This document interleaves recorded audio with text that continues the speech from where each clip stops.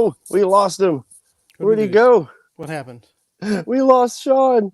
It all happened so fast. It all happened so fast. The That's right. Covering my face. I know. He's coming back here in just a second. What's up, everybody? How is everybody doing tonight? This is Let's Talk MetaZoo. Oh, there he is. Aha. Yeah, my computer Gotcha. did not like that. You scared us. I was like, oh no. Welcome to Let's Talk MetaZoo. This is a very, very special episode of this show. My name is Turmentic. You know me as the lore keeper for MetaZoo, covering all of the storyline and lore. Over here to my, I guess that would be what your right is. Your left would be Ian from Cryptid Nation News. Mike CNO, he wanted to be here, but unfortunately, him and the family are sick. So everybody, send them some good vibes to help them get over the sickness. So again, shout out to TCG Island. Sorry you aren't feeling good, my guy. But our guest of honor, our newly appointed head water tower caster, Mr. Sean, how are you? Thank you so much for being here, allowing us to interview you, talk to you, get some thoughts about the water tower competition, everything like that. Like, thank you. Well, thank you for having me. Hope everyone's doing well. Everyone that's watching, hope they're doing well too. Love the MetaZoo community. Nothing but love from them, and I really appreciate everything that has happened over the past few days. Great. Yeah, we were talking before, actually, before we went live, too. I was just like, just buckle up, my guy, because the next couple of weeks are going to be crazy. I feel very honored and special that you're talking to us first, too. So thank you for that, because like I said, I'm glad I was able to snag some of your time, because I know it's going to become very, very valuable here shortly. But yeah, I'm super stoked. Like I said, super excited. What are your thoughts, Ian, before we actually start with questions? It was an amazing weekend. You know, kicking off the year of tournaments, of towers. Really exciting time, and really happy that I was able to witness your win, because it was such an exciting moment. So yeah, really glad to be here. The energy, like it was crazy, because everybody's so hyper focused towards the last couple games, and then like the energy as soon as you won, Sean. I don't know, because I know you were there playing hyper focused on the game, but the energy in the room was incredible.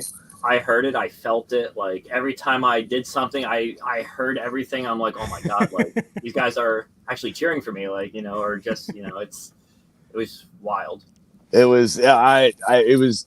Honestly, I know I kept saying it before and during the live streams and stuff about the event, but that was literally, in my opinion, history in the making.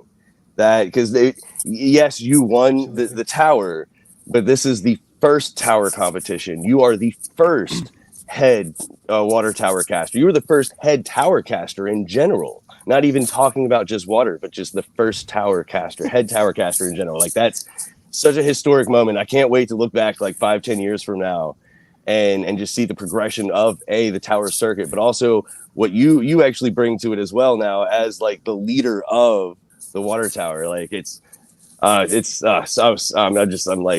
overwhelmed right now. But yeah, again, what? Don't the tower casters get like their own special chat in the MetaZoo Discord too? So it's just like Sean sitting there like, okay. Yeah. You'll get people soon though with Earth Tower. You'll get another buddy inside that tower chat. Like, hey buddy, how's it going? Just you and me right now. Another month and one more person will be in here. I didn't even think about that, Ian. That's great. Hey, so first question for you, my guy. What is your favorite cryptid and why is it Squonk? Squonk is adorable. I love Squonk.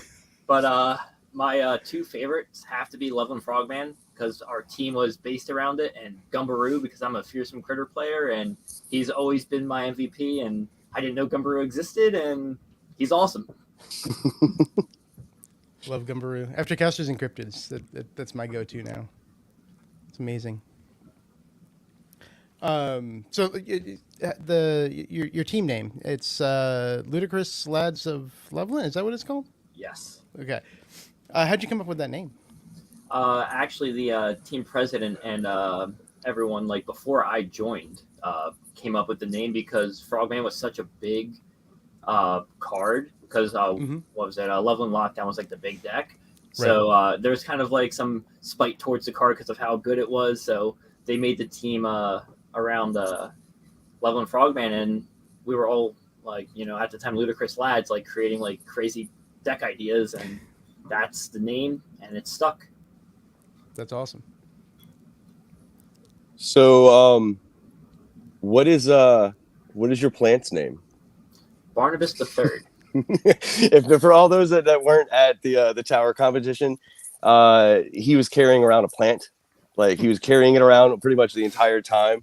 Were you? I gotta ask, were you playing Wood Devils, or is like what was? Tell us the significance of the plant. So I had a bonsai tree because I was playing Wood Devil, but he was in my side.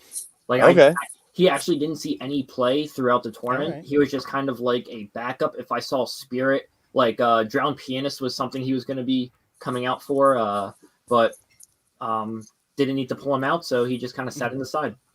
Oh, okay. It was an excuse to bring Barnabas the Third. What you said? It was an excuse to bring Barnabas the Third. Yeah, absolutely. So the Barnabas the Third. So what happened to Barnabas and Barnabas the Second?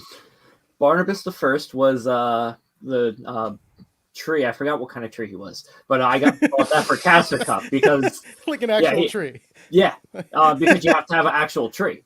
You have to have plant and then bring an actual tree. So at Caster Cup, I had a tree because I was running Wood Devil in my main, and I took a plane down to Dallas, so I couldn't bring him back. So I left him at a perfect spot at the hotel, right on the desk. Like, it was beautiful. Like he found a great home.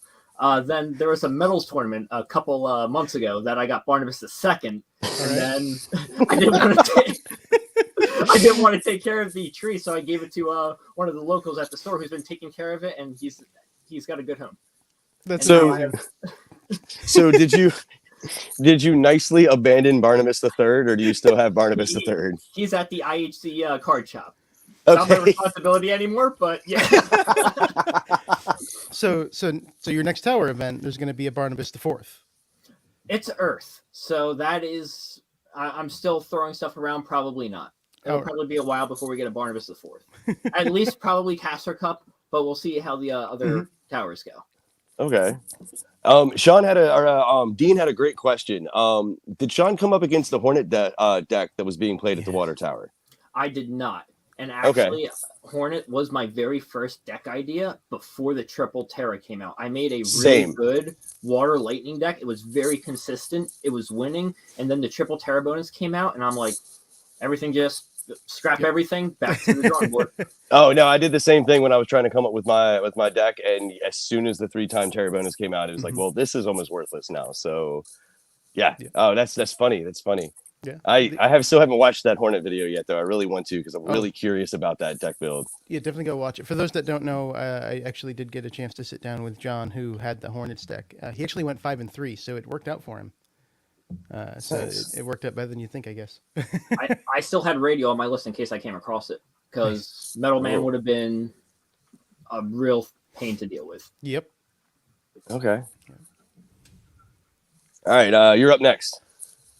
Yeah. So I guess you were in Caster's Cup, right? So you said you were playing when Water and Loveland were big in the meta. What got you into MetaZoo, and I guess around what time frame did you start playing? So my brother was actually talking about it. It was 13 months ago, and it was by complete accident because I saw a couple of videos on YouTube for Pokemon cards, and I'm like, I want to go through the nostalgia. I was like, hey, you want to come to the local card store with me? So we went in. I went to buy Pokemon cards, and the store employee there pitched MetaZoo to me and my brother. And I'm kind of a stubborn person, and I was like, I'm not really that interested. And it was like, if you guys buy these 2 decks, they're $20 each. The Dingbell and the Hopkinsville Goblin. And he goes, if you don't like it, I'll give you your money back. And my brother was like, wow, let's try it. So I got my Pokemon cards, got those, opened up the packs. First pack, I pulled a full hollow Mothman. Ooh. So I'm like, all right. I was like, all right, let's go back, get more packs. And then I spent like $50 more packs, and that's when the addiction started. That's amazing.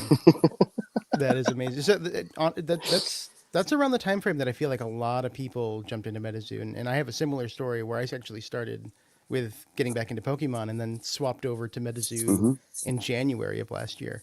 So around that same time frame. So Was it Cryptid Nation 2, or were you able to actually snag Yeah, some Cryptid scene 1? Nation. Okay. Cryptid Nation 2. Yeah.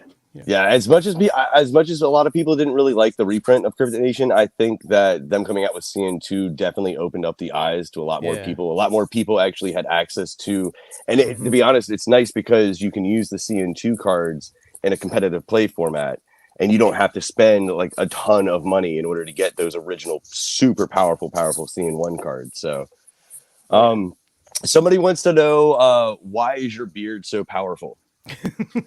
I just let it grow, and it keeps growing, and it keeps getting more powerful. It's just an enigma at this point. It just does what it wants. that's amazing. That was a great response. I wasn't sure how you were going to answer that, but that was an amazing response, Sean. That was amazing. All right, so what is your favorite thing about MetaZoo gameplay? The versatility. Like, you can create any deck. Like, you can have dual aura, even triple aura, and you can make it work with the right tuning. Like, there's the hierarchy of like the metas, but you can make any deck work against anything. Like, especially when you take account the aura advantage. Like, lightning is a great deck. You build the right earth deck, lightning almost can't compete if it runs correctly. So just the versatility of the amount of possibilities you can have with decks. It's just, I've built a lot of decks and tested a lot of things, but I still haven't done everything. What are your this is actually something I just thought of. What are your thoughts on everything from Cryptid Nation till now being legal? Because I that's one of the biggest draws that I've seen to the game, is the fact that with every new set that they introduce, like new cards, they complement the older cards and they highlight some other ones that normally were overlooked. And I'm just curious, how you just answered that. I'm just curious what your thoughts are actually on that. It definitely presents new challenges because, you'll think something like works good. It might not work as well as you think it does, or it might perform outstanding. And with everything that comes out, it's a new challenge and a new day and like new possibilities to discover. Interesting. It's like we've talked about before on the show, how there are still combos, there are still mechanics like that work together that even pro players haven't seen yet, that all it's going to take is just a brand new set of eyes to actually see, oh, well, let's put this and this together, and then it can just completely change the format. So yeah, it's like that was a good answer. I like that. It was a good one. It just takes one creative person to think outside the box, see something, and then make it happen. Exactly. Yeah. I mean, using the traits and then the fourth wall effects and everything like that to their advantage. Like that is probably the biggest thing to me, is like, yeah, like you said, the versatility. That's such a great word to actually use on that.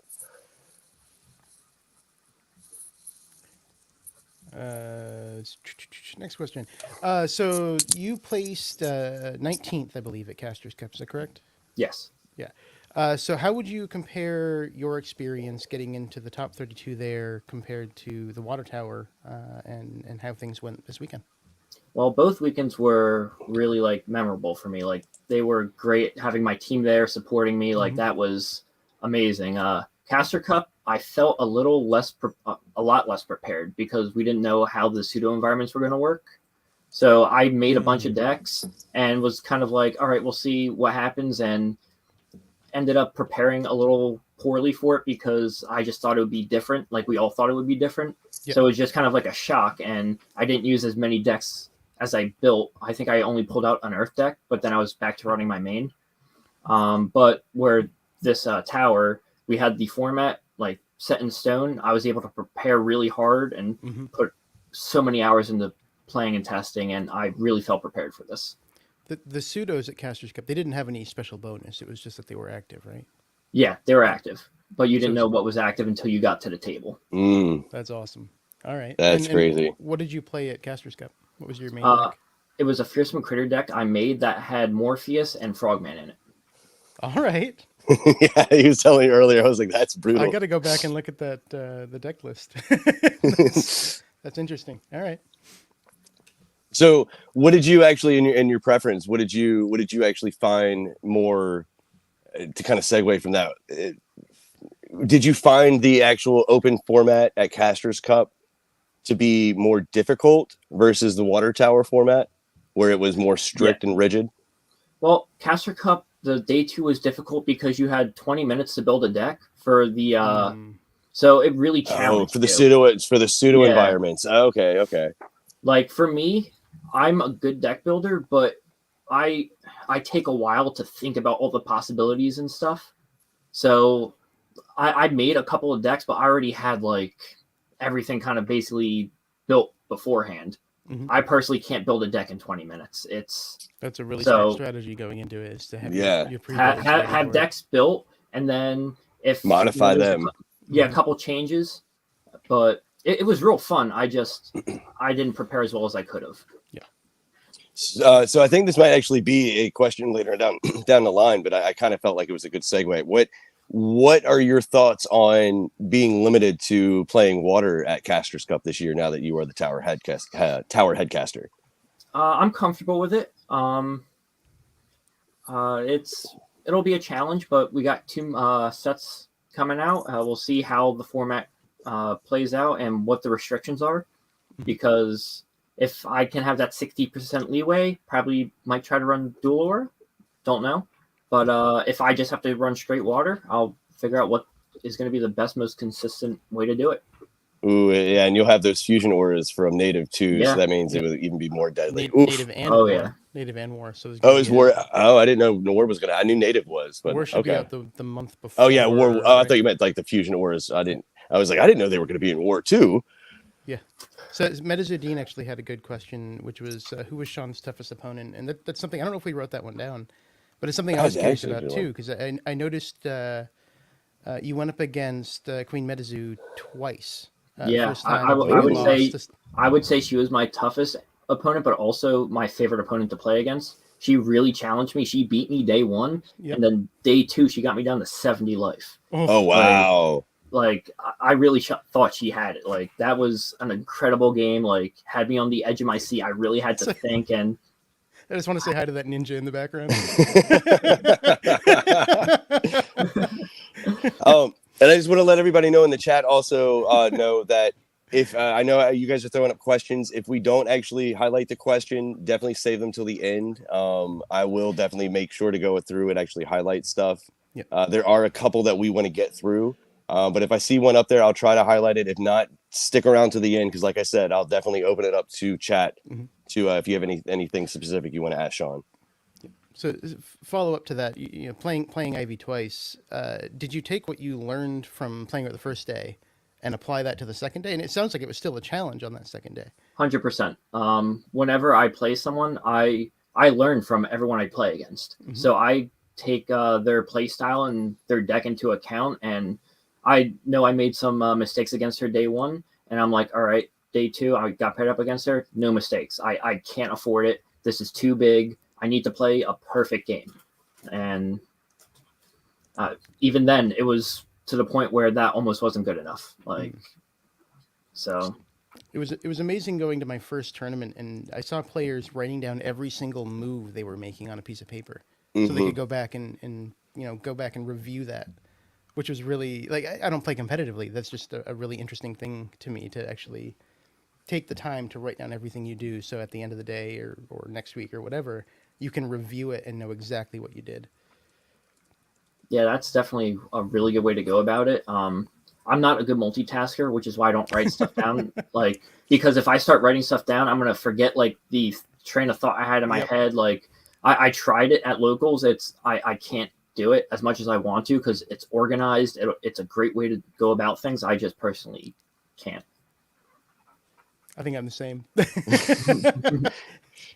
So it's actually something I forgot when you were talking about practicing. How many hours do you think you actually practice the deck? For Water Tower? Mm-hmm. Well, so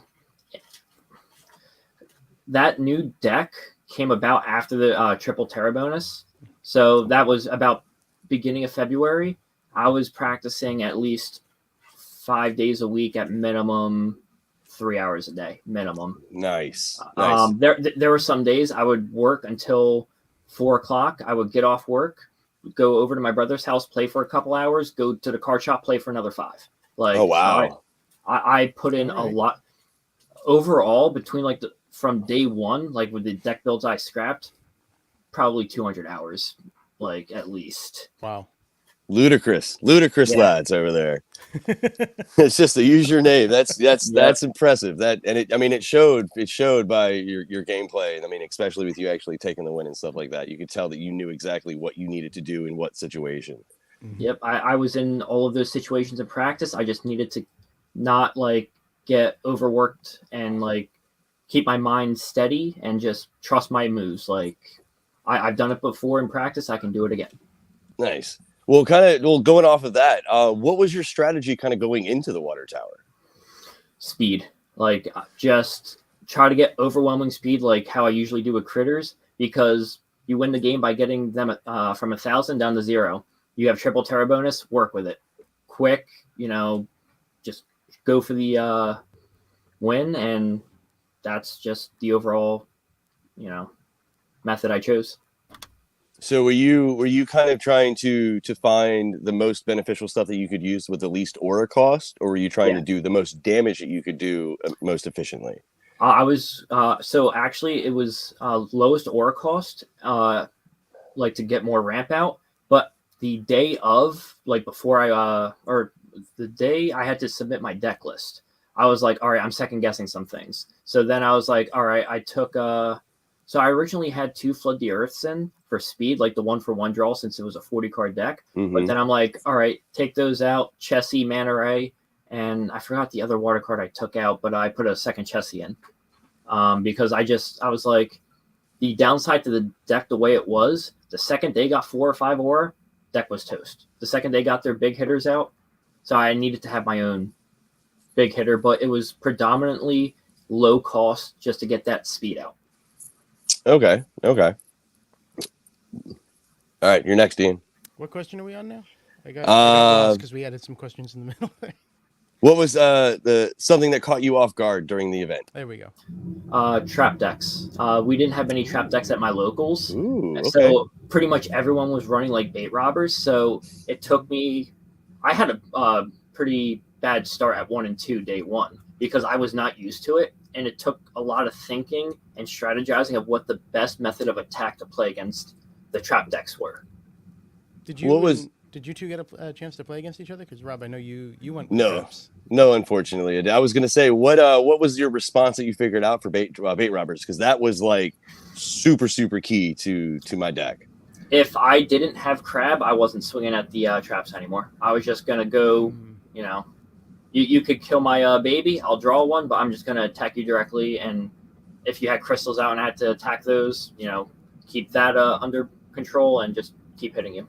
That was something that I noticed like halfway through day 1 was people stopped attacking the traps. Mm-hmm. There were a lot of times where I would put something, a trap underneath, like you said, like a scale or something of that nature, and it would never be attacked. It would never be targeted because they didn't know what exactly. They didn't want to. Well, they didn't want to hit the bandage man, or they didn't want to hit the Mishi or something of that nature. Or the Ugwug. Ugwugs were the bane of my existence at that tournament. But yeah, I noticed it's interesting. Yeah, people stopped actually attacking any of the traps whatsoever. Right. Very interesting. I think we already covered the fearsome critters here. So, do you plan to compete at any other towers? It sounded like you were going to do Earth. Yep, Earth is in New York City, which is an hour train ride for me. So it's a nice, close location. Where are you located? Hamilton, New Jersey, which is New Jersey. Okay. Center of New Jersey. Awesome. I'm up in New Hampshire, so I'm planning on driving down. It's like a 4-hour drive for me. Oof, and then driving the cities. Yeah. Good luck with that one. Yeah, right. Streamy had a great question. What was the scariest part of the tournament? Was there a point where you thought, I'm screwed, no shot, I win? Yes. After I went 1 and 2, I was like, I might as well drop. Like, I'm already 1 loss away. Like, I don't think I can win out. Like, I lost all hope. But my teammates picked me up. Like, they told me I got this. Like, so they were by me the entire time. And I was like, you know what? I got this. I've won out of tournaments before. So that's what I did. And then day 2 was scary because, again, a lot on the line. The first couple rounds were the worst because I was, like, real nervous. And then once I got to round 3, I'm like, oh, okay, well, worst case scenario, I'm like top 8. So I had a decent prize to go home to, and I was calm and just played. It was again, like, for anybody, like, I know you'll probably see it in the footage that I got, in the footage, Ian and Harley from Epic Tube, Claire from the Rusty Ranger, like, the focus on my guy's face during that, the last two matches, like 2 games, where it was just ridiculous, so hyper focused on exactly what was going on, paying attention to everything. It was really, really cool to actually watch, because again, I'd never been in that type of competitive setting for a MetaZoo tournament before. I'd never actually seen a lot of the pros at work and things. So that was, your focus was something that really, really kind of drew my attention to you, if that makes sense, because people making noise behind you, yelling out all sorts of stuff, and it didn't matter. You were like game mode. That's actually just how I play the game in general. Like, even at locals, like, I'm just like focused, and then someone's trying to talk to me. I'm like, oh, what'd you say? Like, because I'm just, like, I just look at the field. I got like 3-4 different types of plays in my head, and I'm like, all right, what's going to be the best? Like, what is the best move here? And I'm so focused on that, and I just get lost in it. That's awesome. That makes a good player. Sorry, go ahead. The next one is one I keep seeing pop up actually in the chat. Have you picked your Noble 4? And if not, I am available. So I've pretty much got them picked. I'm trying to stay within my team, because love it. Again, these are the guys I've rode with since day one. These are the guys I'm going to stay with. So I want to keep that with the team. This is our tower that we're defending. So I got to figure out who's going to be, because a year is still a long time. Like, I got to make sure everyone's going to be available and everyone's going to be ready to defend this with me. How large are the Ludicrous Lads? How many team members? I believe we are at 9 right now. Oh, wow. Nice. That's a lot bigger than I thought. Okay. Very cool. And you play at IHC? Is that the logo I see on your jersey? Yeah. Yep. IHC. Awesome. Oh, this one. I have a friend that you'll be meeting soon. I do another show with Caster MJ. He just moved to New Jersey, and that show is right around the corner from where he moved. Oh, that's awesome. Can't wait to meet him. Yeah. I still love the fact that your name is the Ludicrous Loveland Lads. Ludicrous Lads of Loveland. And I still can't get over the fact that you guys actually won the tower, because it is so fitting. That's the one tower we needed to win. The only one we needed to win was the water tower, and it happened. it's just so fitting, man. I can't. It's like, it's a perfect fit for. I can't get over it.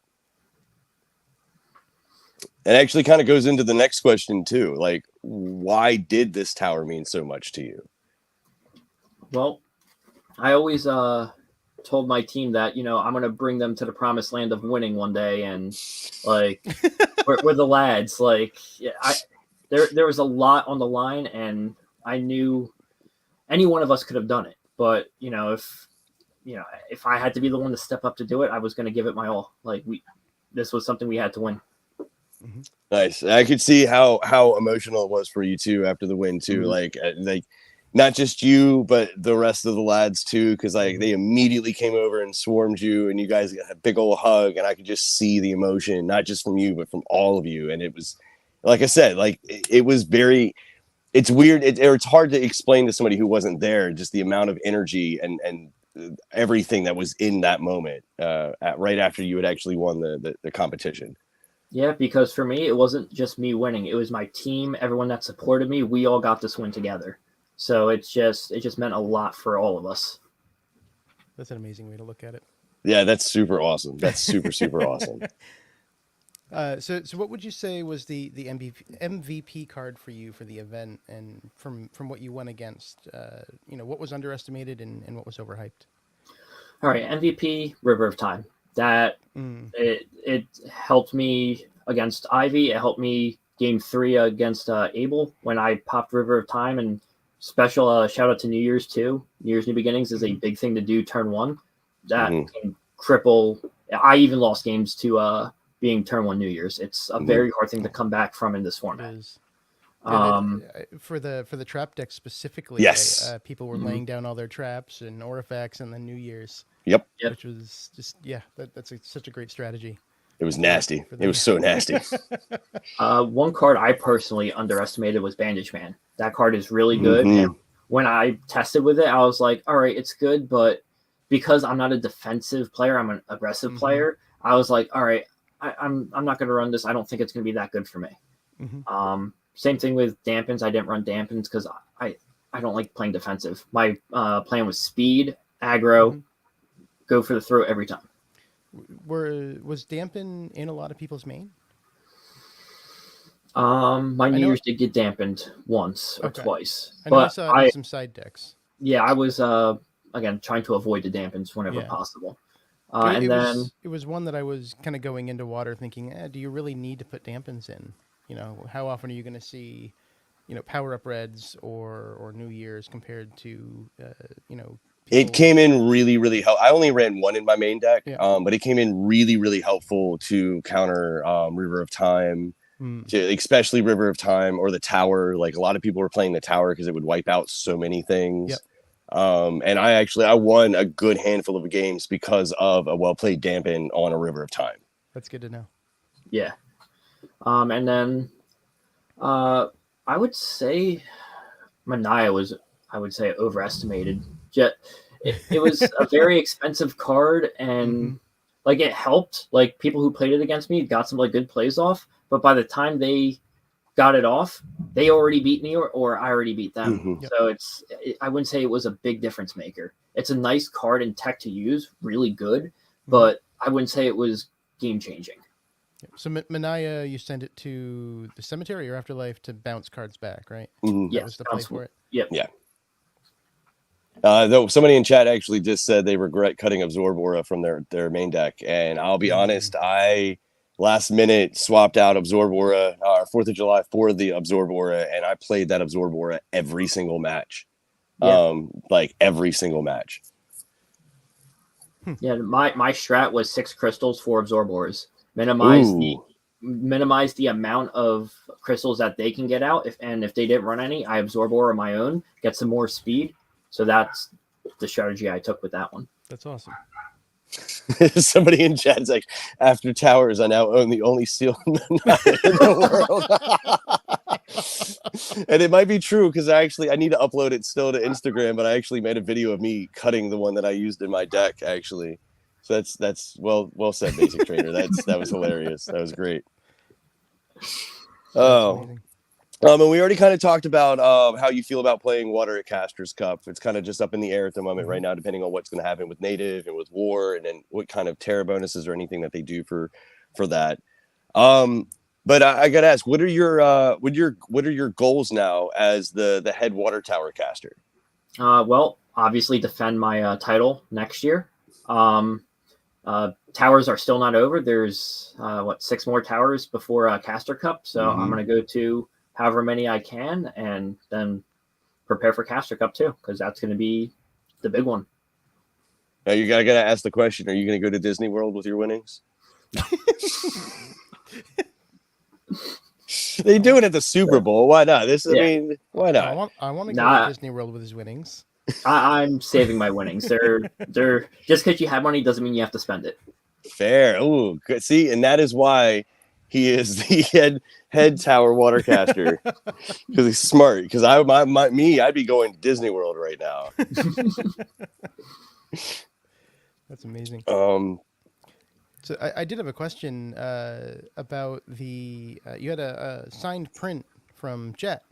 Yeah. And I believe I heard a special story about that print. Is there a story behind that? So while I was top 4, I believe it was, my brother went over into the line to buy the print for me, and then he asked both Kelsey and Jet, like, "Hey, he's top 4 right now. Can you guys sign it also?" And they're like, "Yeah, we'll sign it. Just let me know what place." And I ended up getting first, and they signed it, and that is now a nice treasure I have on my wall. That's awesome. I was wondering, because I had one of my favorite videos I actually got was the one of you where I did the close up of the frog and then zoomed out and and I was wondering actually the story behind that print, because it was beautiful. I loved it. Oh yeah. So was your brother the ninja that was in the back of the shop? No, that's my team president. My brother is Buddy, who, for all intents and purposes, isn't my blood brother. He's just been my best friend for 21 years, and that is my brother. Like, So that makes sense then why Buddy actually in chat was asked Sean why he thinks Buddy is better than him. Okay, that makes sense now. Okay. I was like, oh, that's a little bit of a troll comment, but it makes perfect sense now. Knowing he's beaten me a couple times. Not more times than I've beaten him, but somebody wants to know if you're going to be Santa Claus for MetaZoo this year. That depends on a lot of things because I am trying to get my career going, and my career I do plan on going into the Space Force. So I will have to shave my beard off at some point in life.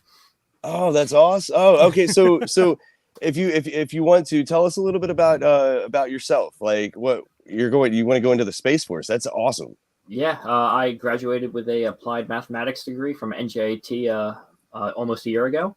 So I've just been pretty much deciding like what I want to do, and I've decided that I'm going to go through the application process for that. I do got to make sure I can still defend the water tower, so we'll see how everything goes. But yeah, so I have that. I'm trying to get my life rolling, start my family with my girlfriend, and that's pretty much it. That's all. I've been saying for a minute. If I was younger, like Space Force would have existed back when I was in high school, I 100% would have joined Space Force. Like, oh my God, that's I'm a little jealous. I'm not gonna lie.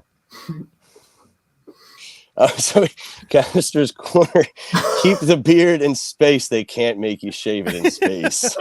I just gotta assert my dominance. Sorry, you want me? I gotta keep the beard. And Snack Breaks is like, you're literally taking MetaZoo to the moon. I love it. So yeah, chat. If you have any questions or anything, start throwing them up in the chat. I'll start highlighting them, stuff like that. We're just so we actually can get to any ones that you guys actually have. So while we're waiting for a question to come in, do you have any tips for people that want to compete in the towers going forward? Don't be afraid to have your own idea and just go in with it. Like sometimes just all you need is a dream and a new idea, and that could be what changes everything. Like, because everyone is going to play the most consistent and probably what they feel is the best deck. But I've had a lot of success with just wild ideas that shouldn't work, but do. That's actually interesting, too, because if you go in with something that people aren't expecting, they're not going to be building their spell books in a way that could possibly react to it as well. Exactly. So you could be going in with something that, is a little bit outside what the meta would be for that tower, but it does really well because they're not side decking the right cards to account for you. So it's a little harder to do in the tower format. But just in general, like people that are going to go to Caster Cup, don't be afraid to try something new. Well, test your new idea, like get it worked. Like 200 hours minimum. Like don't make a deck the day before and just yee-haw into Caster Cup and like hope it works. Like test it out, but like try new things. So if people keep talking about the match between Queen MetaZoo, where you were down to 70 life points and you were able to make a comeback. So talk us through that a little bit, if you remember, and exactly what was going through your head and what kind of strategy you used in order to make that, because that's a ridiculously impressive comeback. So I had the River of Time in my hand, and I'm like, I need to top deck a lightning in a bottle. I looked at my cemetery. I only used 2. I have 5 in my deck. My deck was starting to get thin. I'm like, come on, this is the one time I need to top deck, and I top decked it, and then I just made everything work. I knew she had 2 aura, and if I took care of the field, the only thing I had to prepare for was for the Ugwug, and I left my crab up to defend, and like after having Chessie out, it was that's another thing. Chessie like swinging for 300 or something like that's like it was just it hurt. I didn't think I was going to be able to do it, but it's not the first time I've came back from a small deficit, like in locals and stuff like that. I've came back from 20 life points, 5 life points to 1,000. Like it's not over until they swing. So you just gotta hope for the best, play your heart out, and just stay to the end. Your brother wants to know if you're going to actually have your own jersey for the next tournament. If I don't forget my luggage, which if I forget my jersey for New York City, and it's just literally I drive 5 minutes to the train station, take an hour train ride, like I need. Well, you started a tradition. You need to wear a different team member's jersey every competition, so just nobody has. And for anybody that doesn't know, he was wearing Mikey's jersey, I think, day 2? And so everybody keeps trying to call him Mikey, and he's not Mikey. His name is Sean. Polarizes. Polarizes is on the back of mine. Oh, okay, okay. And so, that's what the backstory of that joke was. My brain just translated it to your last name. I didn't notice. Happy Kitty actually has a really great question for you. What are your thoughts on the following combo? Pink Mess, Russian Roulette, and the Fool. And then the other one is Sentry Box Devil and Zero Cost Ding Bells. So the Sentry Box Devil and Zero Cost Ding Bells is an interesting idea. Very risky. But I think if you build everything right, that could work. Pink Met. So I honestly don't know what. Here you go. Sorry. Oh, so my president. President for the win. Yeah, for the Pink Mess one. I was gonna have to go grab it too because I'll be honest, I don't remember. Yeah, Russian Roulette, the Fool. I actually don't know what they do off the top of my head. For the Sentry Box Devil, Zero Cost Ding Bell, what's that interaction? And which Sentry Box Devil is it? Say what? I'm not familiar with the Sentry Box Devil Zero Cost Ding Bell in a combo, so I was just curious. And there's 2 Sentry Box Devils, right? Yeah. So under normal circumstances, Zero Cost Ding Bells do die. Yep. So I don't. Now that I'm thinking of it, I don't know how it will work because it gets its attack and everything from you paying Lightning Aura. So I don't think you're going to be generating any tokens on swinging. So that's something I would also have to look at. But Pink Mess, I've had a couple players at my locals run this card, and it's an interesting card. I just gotta see the interaction between Russian Roulette, which is a giant paragraph. I'm trying to read. Oh yeah, 100%. 100% on that one. I realized as soon as I asked the question, I was like, well, I'll be honest, I'm not sure what these card interactions are, so I could put the man on the spot. So I apologize about that. Whoopsies. I did see Anti-Potion in a few of the spellbooks I looked at, which is great to combat the lightning in the bottle strategy that was going on. I thought about putting some Anti-Potion potions, but then lightning in a bottle was just, in my opinion, way too OP to not have it in that deck. And max lightning in a bottles as well too. So on that, any potions and my dampens were if I saw torrential river decks. I wasn't siding them in otherwise because again, the toxic waters. I didn't think they'd be too much of a problem with the triple terra bonus and the extra life, but I was going to be safe. Have my dampens, had the anti potions, just in case. So have you did you actually, this is something we actually didn't talk about. Have you did you used to play, you said you were getting back into Pokemon, and that's kind of what got you into MetaZoo a little bit. Did you actually ever play any other TCGs competitively or anything? I played Yu-Gi-Oh from middle school, high school, 2008 to 2012. I was never good. High school kid, no money, didn't have much. Pokemon, again, I was just for collecting. I bought a couple things just for the nostalgia, but I've never really been this big into a trading card game like MetaZoo. MetaZoo is one of a kind, and I just fell in love with it. Was Caster's Cup your first tournament? No. So I went to a Caster Society tournament in South Carolina. Okay. So what happened with that is I didn't have the money to go to Caster Cup. So I went down to try to win the free first edition box, and I was going to get that and sell it. But I only got third. However, my team ended up paying for only third, only third. But it wasn't good enough to make it to Caster Cup. But my team saw like how good I played, and they were like, "All right, we got to get this guy there," and they ended up paying for me to go there. That's amazing. So that's why I'm loyal to this team, and I'll do everything I can to bring them up to the top with me. They took a chance on me from day one, and I'm going to be repaying that. It's good to have a good team. Really, it sounds like a family around you as well. It is. It's 100% a family, and I couldn't have asked for a better team. So Super Galactic Games and Comics has a great question. Is there another tower event this year that is drawing you or your team towards based solely on the aura influencing the deck builds? Kind of like your draw to water, since that is almost the representation of your team. Like, is there another aura that's drawing you guys? Well, for me personally, Forest in Wisconsin, because I'm a Fearsome Critter player. Of course, yeah. Forest. But everyone on the team has like their own like color that they kind of like. Oh, like we have a couple dark players, they want to go to that. Got lightning players that want to go to lightning, and then fire. There's a few of those that are like, all right, we're going fire. So Earth is real close to me, so I'm going to go to that. I think dark is going to be pretty close also. And then Wisconsin's a little out of the way, but I'm probably going to make the trip because Forest for me. But we'll see how the other ones go and where they are. Awesome. Is your entire team actually planning on trying to go, or are you guys just going to take a couple of you like you did for Water Tower?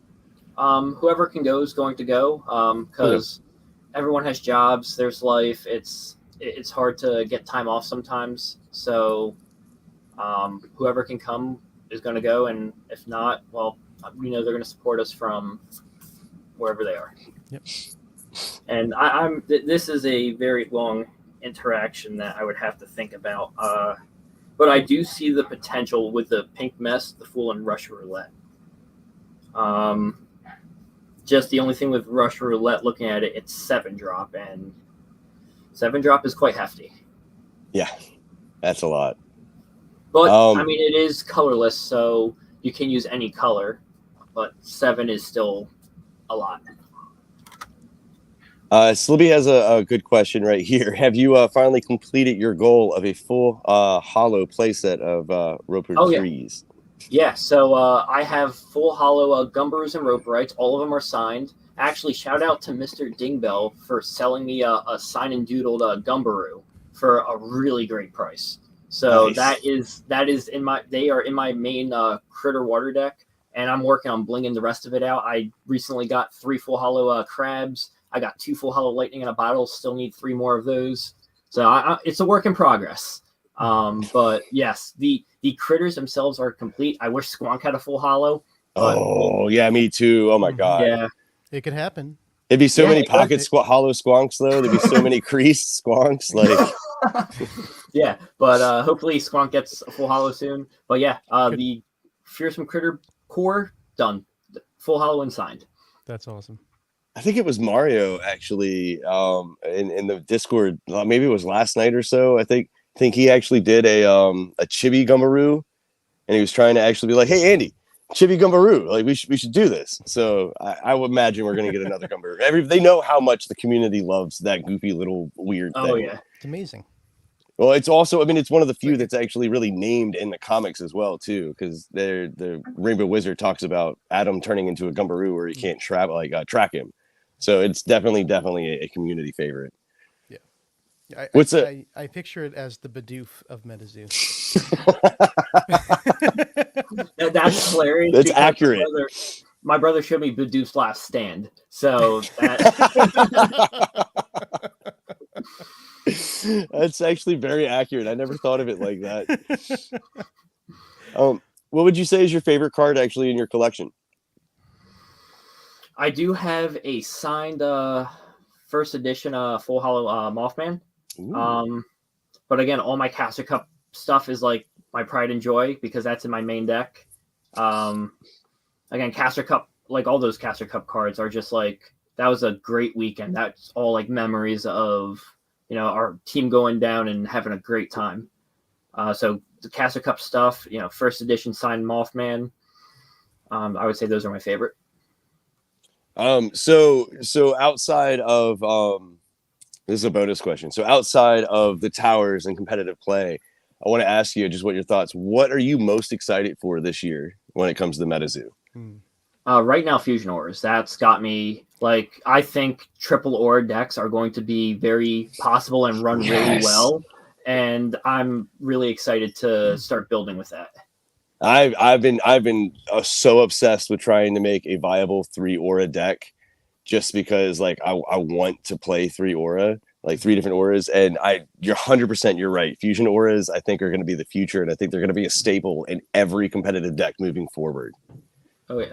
Absolutely. Yeah, especially it's going to make the possessed auras useful, right? Possessed auras, when they came out, it's like, all right, that's cool. But when you pair that with the fusion aura, how fusions are considered basic, it plays off of that. You know, I can see by, this time next year, it's going to be much more rare to have a basic aura in your deck. Yeah. Because you just have the aura facts, and then you'd have the fusion auras and other stuff like that. Prisms and Yeah. possibly possessed, if people can get them. Oh, fair. Green Armadillo asks, did you get a special promo for getting first place? Yeah, I got the tower building complete that said Tower Caster on it. Nice. So I got a lot. Like, I got a Tower Caster, finalist, top 8, top 16, top 32. So is the first place, is that the only one with Tower Complete on it? So the there's 3 that are Tower Complete, so they're the same. Okay. It's just it's top 8, finalist, and Tower Caster, I believe. But they're the same card, basically, just the different stamps. I was going to say that'd be kind of cool if you had a 1-of-1, my guy. I mean, you do have a 1-of-1. You regardless, you still have the 1-of-1, but and the 1-of-2 with the finalist. Are you gonna actually get those graded? Right now they're in a frame at the shop on display. So that's awesome. Getting it graded is probably going to be in the future, but we're putting everything up to showcase it with my Tower Caster mat too. So cool. Nice. Did you actually sign the mat? Not yet, but we're working on it. I got the sign. That's all. Yeah, no. As soon as you guys get that stuff posted up in the shop, you definitely need to post some of those pictures on Instagram, because I saw that you recently actually created an Instagram account too. Yeah, specifically for MetaZoo. Yeah. That's awesome. That's awesome. Because like I was telling you at the beginning, man, everyone's gonna be hitting you up over the next week or two, potentially next couple months or so, just because, again, historic moment. You are the first head tower caster. It's not even about just being water. You were just the first head tower caster. That is such a huge historic moment, in my opinion. Yeah, it is. And it's still crazy to think that I not only did it, but all of this is happening. Fair. Do you have any other questions, Ian? Yeah, just follow on from the signing the card on the mat and such. Do you already have a signature that you use, or are you in a position right now where you have to come up with that signature? So I did come up with it on the fly. It's polarizes and then hashtag LLL for Ludicrous Lads of Loveland. Nice. But yeah, that's going to be my signature from now on. That's awesome. Do you have any? I know that Easton did this actually after he won Caster's Cup. But are you actually going to get the deck that you used? Are you going to keep it the way it is? Are you going to actually get those cards graded? Or are you going to just retire that deck? What's your plans with it? Oh, the water deck? Yeah. Oh, I used a lot of commons and low end stuff, so I didn't really plan on keeping it too much. Probably just gonna take it apart, build more decks with it, because there's nothing super special in the deck. Because especially since next year we're gonna have so many more sets, I guarantee 100% not running that same deck. There's no way with however many sets it's gonna still be viable. Someone says you need to take Forest too, so you can feel comfy again. I'm still comfy with water because my main is water critters. It's a really fun deck to play. I just am more comfortable with Forest. Yeah. So, there's a couple people actually asking. We already talked about it, but they're asking about how you feel about having to play water at Caster's Cup. Pretty much. Anything else that you want to add to that? Yeah, water is just a really good color. It probably always will be, so it's a safe color to play. It does lose hard to lightning, which is But so one of the teases that we got to do on this channel is Winna Legalis, right? Which is a Kets or a lightning counter. Did you see the tease for that? I did not. Okay, so I don't know if I still have I think it. I might still have it, but so when it's contracted, you immediately get to destroy a beastie with first strike. Really? Yep. So comes in by Kets, right? And then it has an attack that's extra powerful against lightning. So one of the strategies that's kind of coming out with this as well is, it's going to be great against lightning, but you could actually use your lightning in a bottle on your opponent's beastie, then bring Winna Legalis in and just get rid of that beastie. Oh, that is a really good combo. Yeah, I like that a lot. So with native, and I'm sure, maybe with war, I think we're going to see some cards coming into play that are going to help make water even stronger or be a little more competitive against lightning. I would like to see some more for critters against fire, because critters do not like fire. They do not like fire at all. It's rough. What are your thoughts on the love card from the Seance theme deck, with it actually being water and earth? I really like it, but I'm like with the Earth Tower, I'm still iffy on Dual Aura. We got to see what the Terras are. Like how that will determine a lot of things. We can speculate and guess right now, but until we have everything, we won't know what's going to truly work yet. Do you have any idea what you think some of the heavy hitters might be for or in the Earth Tower? And if you can't tell us because of the team, that's fine. I don't want you to give away team secrets, but I love actually talking about that. I don't want to give anything away, but I can't stop you guys from going to Caster Society's database and going down the one drop and looking at the Terra bonuses there. Mm-hmm. So, ooh, okay. Like the nice little hint there. Yeah. I'll talk about it.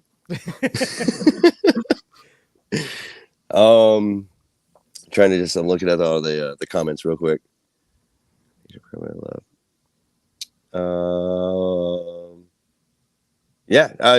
anybody in the chat have any other questions or anything that we haven't covered? They're talking about the Lily artwork one, the love promo. Oh, for the stream. Yeah. Yeah. I get that. I won't get that one because I never get the one that I want. I want that playmat. I want the war playmat, man. I want the war playmat with them split down the center with the one white and the one black off, man. Like, that's the one I want for the streamer kit. So nice. But yeah, like how did you guys fly in or did you guys actually drive? So I drove. Driving team, let's go. Yeah, I drove with my brother because we drove north to pick up my girlfriend, and then me, him, my girlfriend, and his girlfriend drove down to over to Ohio. How long did it take you guys? 12 and a half hours total. Okay, yeah, it took me about 11 and a half or so. That weather actually on the way there was brutal. It was. We left right, like it started to rain when we got there, but PA and stuff got like a lot of snow, and we just like dodged the snow. So we were in a lot of rain, and then it was windy when we got there. Like damn near got blown over, but yeah, but the weather wasn't awful. Captain Asia, he wants to know how long have you been growing your beard? Since it's about a little over a year and a half. The July of 2021. I shaved it because I went scuba diving on my family trip to Punta Cana, and since then I've been growing it. How long was it before that? Was it just as long as this? Like oh no, like this is the longest I've ever let it grow. Like it was like actually I had a goatee before this, like so it was like maybe a little bit long goatee, but not too long. And then I was like, I'm just gonna grow the full beard, see what happens. Your brother's giving you stuff. He's like, he didn't dive in the water. You didn't drive in the weather. He did. Oh, sorry. I had to deal with your driving, so I still think I was a part of that. But Hasbar would like to know, how big of a room does one need to have $30,000 in MetaZoo products? We're going to find out when I get it. Have they told you actually what it is? Like if it's going to be like booster boxes or? Nothing yet. I just got the travel expense is paid for Sweet.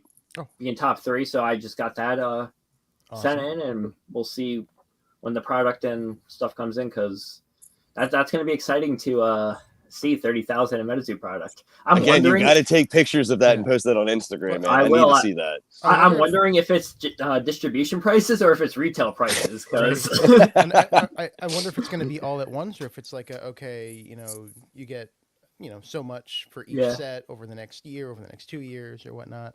Oh, that would be cool, like, actually, if they actually did like break it up a little bit, and you'd get a little bit of native and then a little bit of war, maybe a little bit of SCP. That would be cool.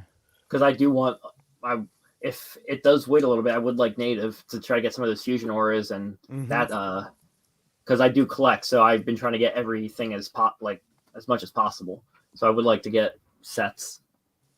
Do you actually try to make master sets, or are you just trying to get one of each card? Trying to do master sets. I don't have a secret rare yet. I was about to say minus the secret. I don't consider the secret rare as part of the master set. Yeah, I got pretty much other than first edition Cryptid Nation and Kickstarter, I got master sets because me and my brother, we share a collection. So everything we get, like we got binders and like 5K boxes, got the whole like collection. So nice. Well, let me know what you still need for Cryptid Nation 1, and if I got it, I can definitely send it to you. Okay. Because I got a lot. What? Yeah, I was gonna say pretty much a lot of it. We got the full hollow moth. I did get a few packs. Got couple of was the spirit crystal. I'm forgetting. Medium's third eye. Yeah, got a couple reverse hollows of that, but we do need a lot of it. Okay, yeah, send me a list. If I can, I'll send you what I can. Okay, awesome. Thank you. Yeah, for sure. Hey, you got to get that master set now while you can, while it's still actually like relatively cheap. Because, like, again, kind of going back to the whole tower format, this circuit, in my opinion, is gonna like completely change the way that people actually view MetaZoo. Because you have like some of the biggest prize pools, you have some of the biggest payouts, and on top of that too, the theme. Like again, I always go back to the lore. And I love the idea of each of these towers being a specific aura, just like they were in the comic, and then having a head tower caster for each one of them. And then like there was something that Mike was actually we were talking about in the lore channel about 2 weeks ago or so. We were talking about the evergreens, and he meant like we were talking about like power like potential magic power for like evergreen casters and things like that. And he kept referring to the General 10. And I haven't actually said anything about this like anywhere, like in any videos or anything, but I actually have a theory now that the General 10 are the 10 headcasters from the towers. So you technically would be one of the first, if you will, generals of Cryptid Nation, of like Unity City. Like from a lore perspective. And that's just super, super cool to me. It is, and it's still wild to think about, like, you know, I won first place. It's still not real. Like it's it's a lot. Well, like I said, like hopefully you'll be able to get at least a taste of it from one of the videos from the four of us that I mentioned, like Ian, Cryptid Nation News, Epic 2, myself, Rusty Ranger. Like that, the emotion, like I cannot stress enough the emotion in the room right after you won. It was so much. It was so much. And it's just so hard to try to get that across to somebody, like anybody that wasn't really there to witness that. Mile High Casters Club has a great question. They want to know, do you know what your custom hat jersey will look like and when you will get them? For the tower? Yeah. So I think this might be, I don't know about custom, but this is the water tower hat, but this has Tower Caster on it. So it's the only one with Tower Caster. I don't know if that was the custom hat or if there's more. But we'll see what the jersey looks like too, because again, I didn't get much on like the prizing yet, but we'll see what happens. Excited to see everything. Another question: who do you think your greatest opponent will be, and why is it Mike Waddell? I think I heard a rumor that Mike Waddell has some really good cards that only he has. So it would be a really tough challenge. Supposedly, if you beat him, you get the deck. Yeah. But I don't know what happens think- if you lose. You get sent to the Shadow Realm. That's what we keep saying, but we're not going to able to say it. That's the running joke that keeps going around, but I didn't want to actually say it. Yeah. So, that would be a real fun game. I can't imagine what he would have actually in a spell book either. Like, and talking actually about like a deck, a spell book that Mike would actually have. I saw rumors that there were a couple people actually playing red ink and blue ink. Did you actually see any of those in any of your matches? I heard about it. No one used them against me, but I heard about people using. Like, I heard people talking like around, like, oh, this guy used red ink, this guy used blue ink, but I don't know who or what. I didn't see it in my matches. Do you think actually looking back at the way everything was formatted, do you think red ink or blue ink would actually be beneficial or not in like a tower format? In a tower format, yes, because I was looking at it. Like, so water, again, I think it was only Dampen was the one with the Errata. Mm-hmm. So that was kind of limited. But where there are Erratas like, Forest Tower, all Sienna Tribal Boost got Errata. So anytime someone plays a Gumberoo, Rope Right, Squonk, red ink it right to the Afterlife. Oh, wow. So, okay. So there is a lot of usage for it. But that's, the price tag you pay for it, so you get your use out of it. Okay, Dead is actually saying, he said Easton had a red ink in his side, he thought. That's deadly, by the way. Oh, deadly. Oh, well, why don't you just write deadly, Dead? Come on, be deadly. That's how I know you. It's so weird, actually, just seeing Dead. Like, you just got to be deadly. But yeah, I saw the picture like on Instagram. I can't even remember who it was, but yeah, I saw somebody actually. It looked like they had both the red ink and the blue ink, and I was just curious what your thoughts on that was, because I've never personally seen one in the living. They're still a myth to me.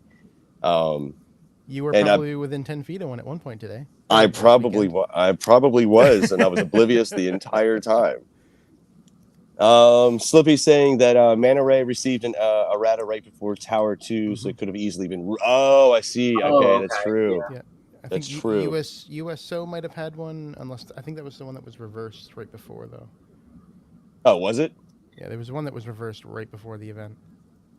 That's really hard. Like, to run cards, you have to know every errata. Like, that's a lot of knowledge. Like, yeah, that's crazy. A lot of knowledge conveniently put in one document on the MetaZoo website. Just print out everything. Your opponent contracts a card. Hold on 1 second. Does that have an errata? Oh, so actually talking about the updates that like they did with Mana Ray, what were your thoughts when they actually updated exactly how those cards operated? How they made the ruling that what was it, that bait robbers could target itself and not do damage or anything like that? What were your thoughts on some of those?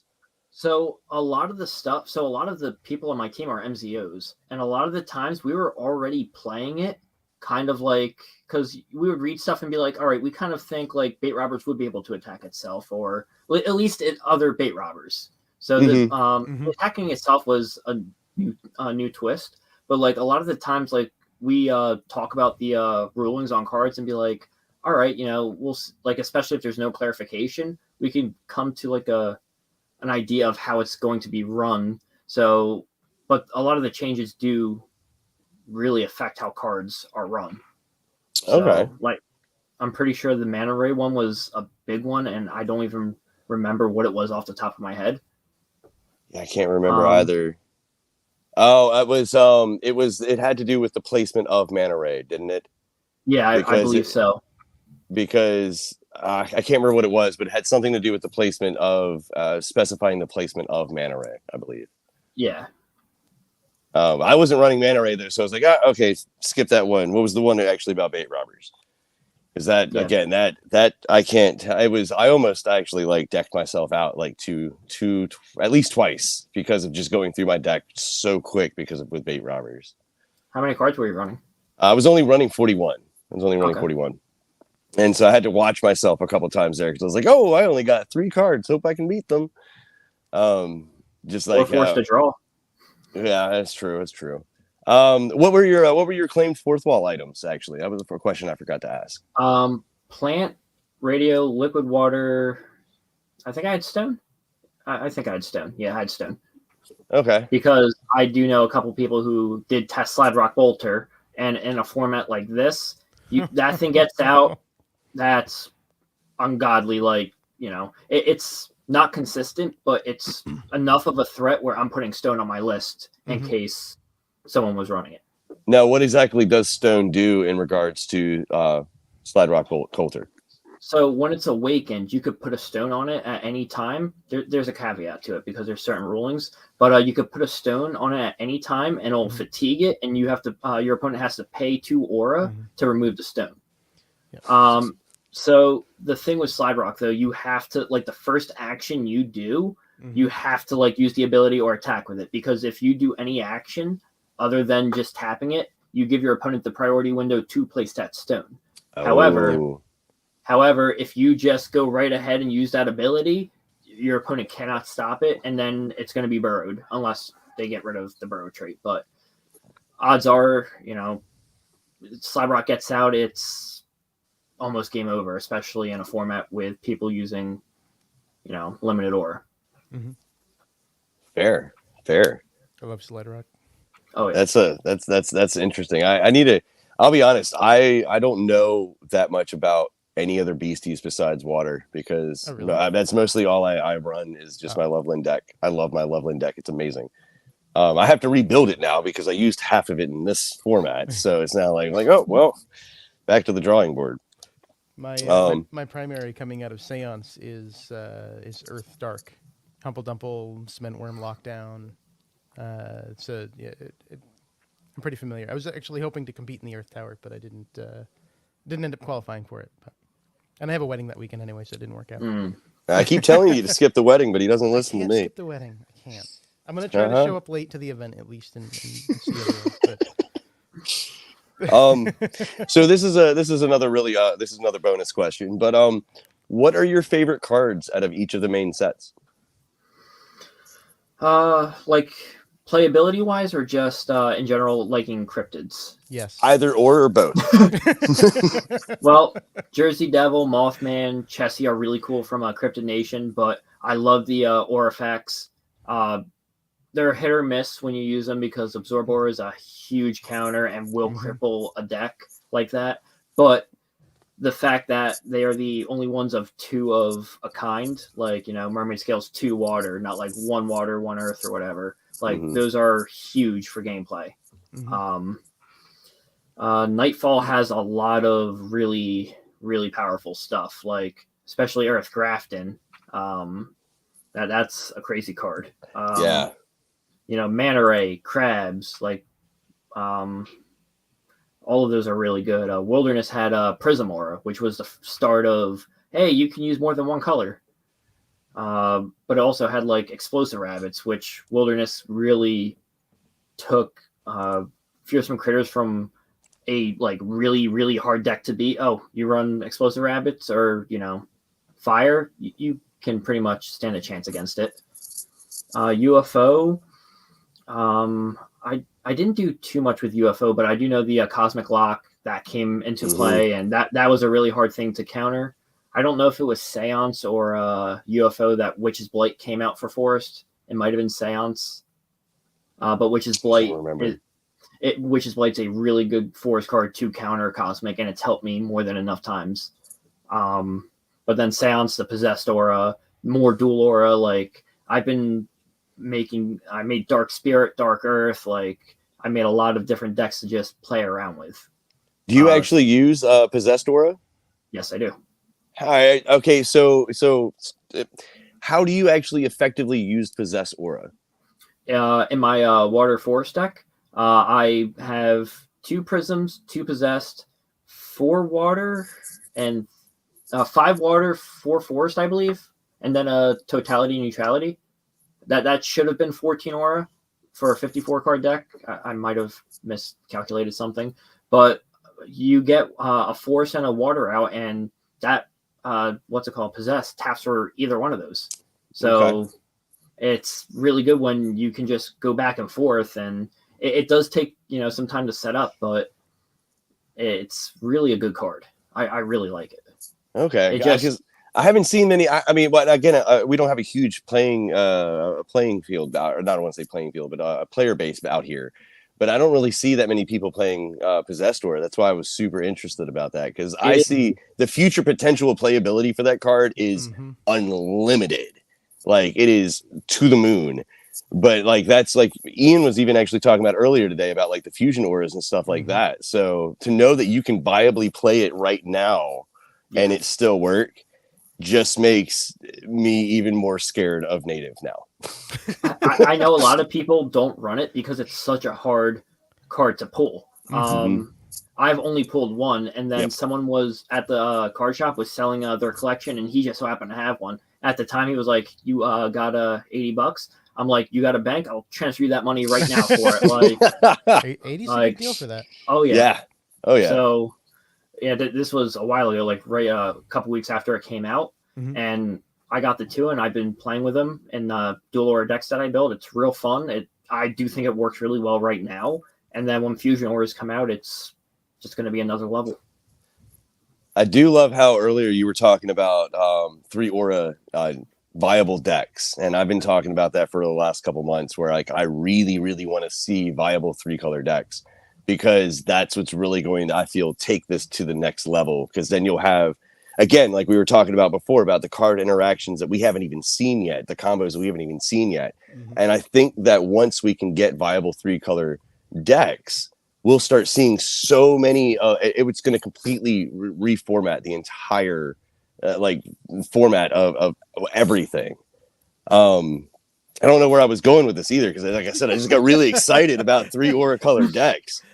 I love that I'm sitting here excited about the more viability of dual aura, and you're like, okay, I'm on to try. Let's just go. Let's go right past dual. Like, well, no, it's one of those things where the interaction of the 3 aura colors is going to be a completely it's going to be a level up for competitive play, in my opinion. Absolutely. Because at that point you're going to have an actual 3-color combo of like earth, dark, and water. Or you could take lightning, I don't even know at this point. Like, that's what I'm just saying. And like, to see the card interactions between colors that normally won't synergize but will synergize once you add that third layer to it, like that's one of the things I'm really excited about with native.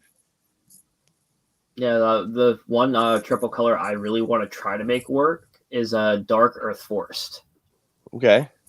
Like, I think there's some good potential to that, but we'll see, because that's what's on my mind right now, like for triple color.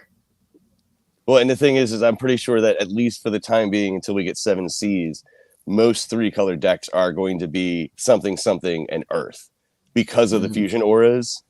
They might be able to get away with a little bit because of some of the aura effects from UFO, some of the aura effects from Seance, because of them being dual. But I think earth is going to be a staple for at least the next 8 to 9 months until we get 7 Cs. Oh yeah. Oh, I haven't even been reading chat. Ivy chimed in with shock aura though too, so it's yet another way to get another aura of any. I believe it's any type for shock aura, right? Yeah, it is.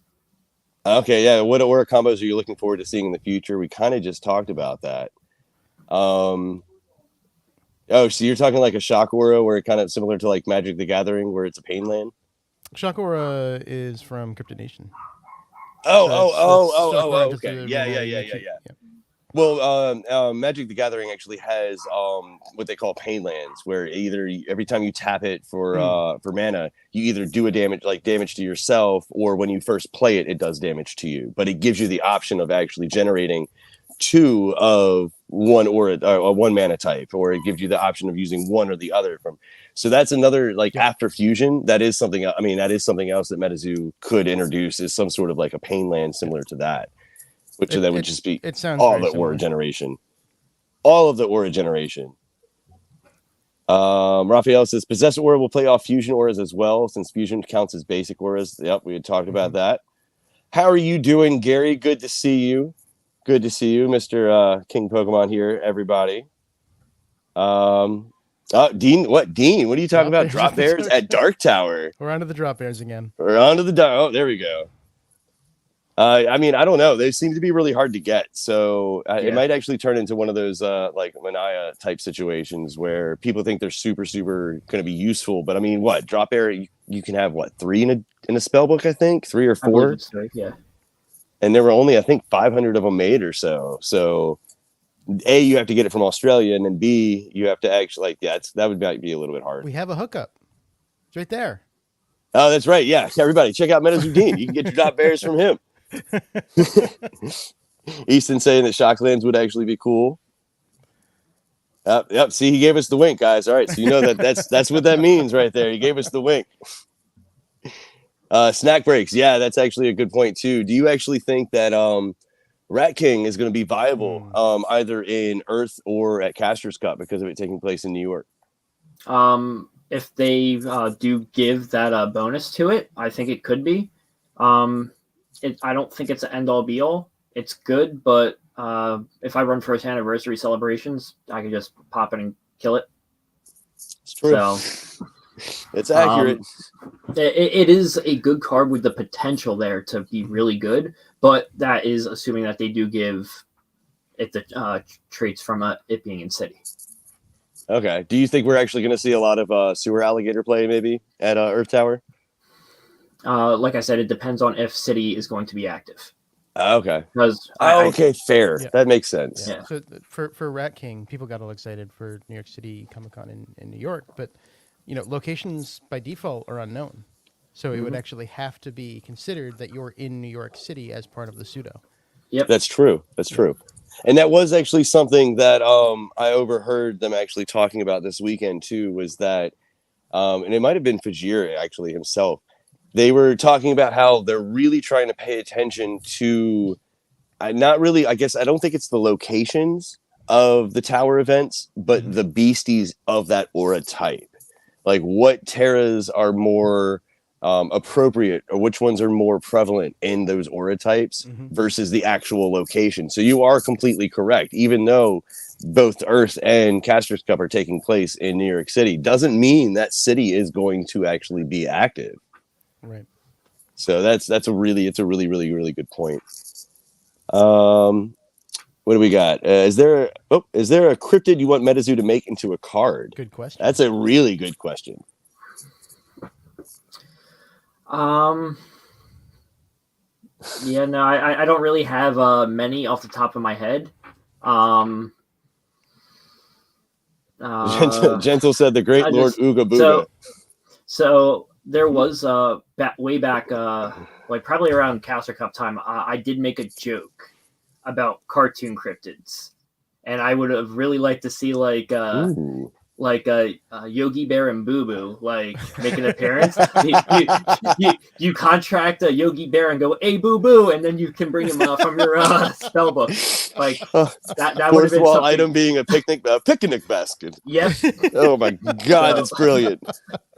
All right, Mike, if you're watching this, Mike, okay, you need to make that the 2024 April Fool set. All right, we need. Yeah, well, Captain, points out that we have Smokey Bear already, so the partnerships are possible. Oh my God, that would be that would be amazing. An entire like cartoon-esque like April Fool set though. I want a Yogi Bear card now, really bad. That'd be amazing.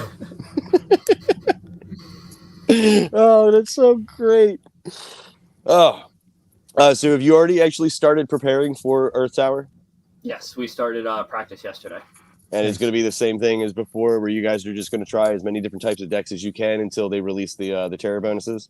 Yep, we're playing around with what we feel is going to be like the most prevalent terror bonuses.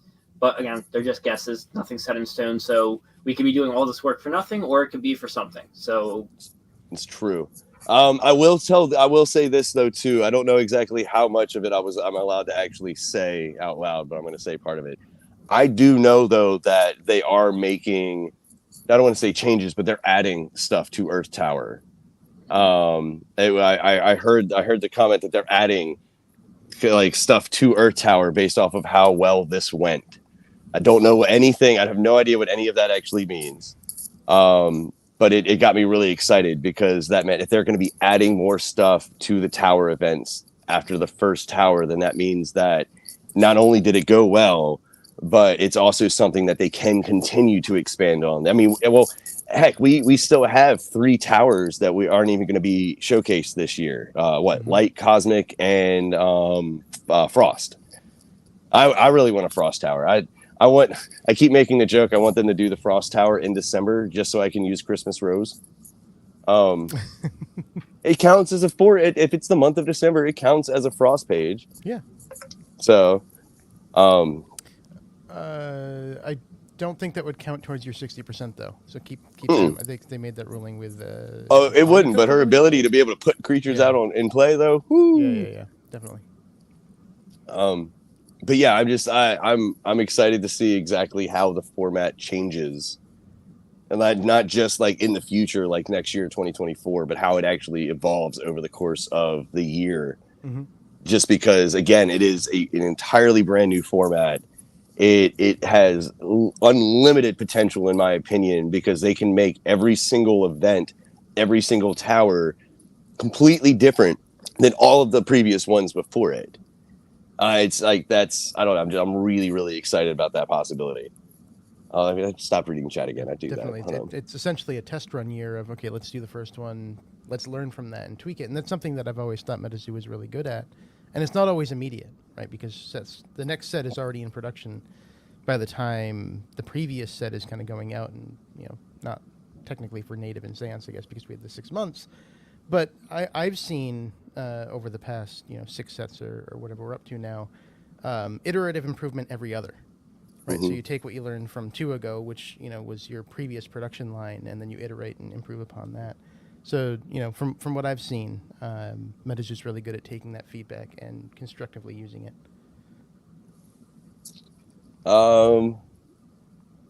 What's up, Dr. Cards? How you doing?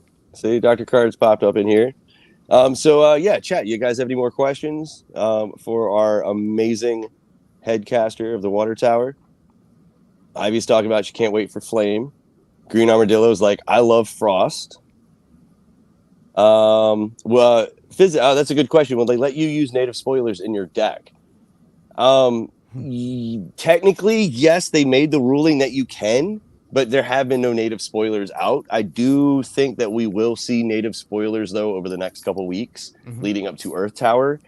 I'd love your opinion on this too, Sean, but I'm honestly not that worried about them using or letting us use spoiler cards in our actual decks at these towers, because first off, it'd be really hard, I feel, in my opinion, to find a play set of said card, and at the same time, like I know the secondary market, you have no idea what the secondary market for those are going to be.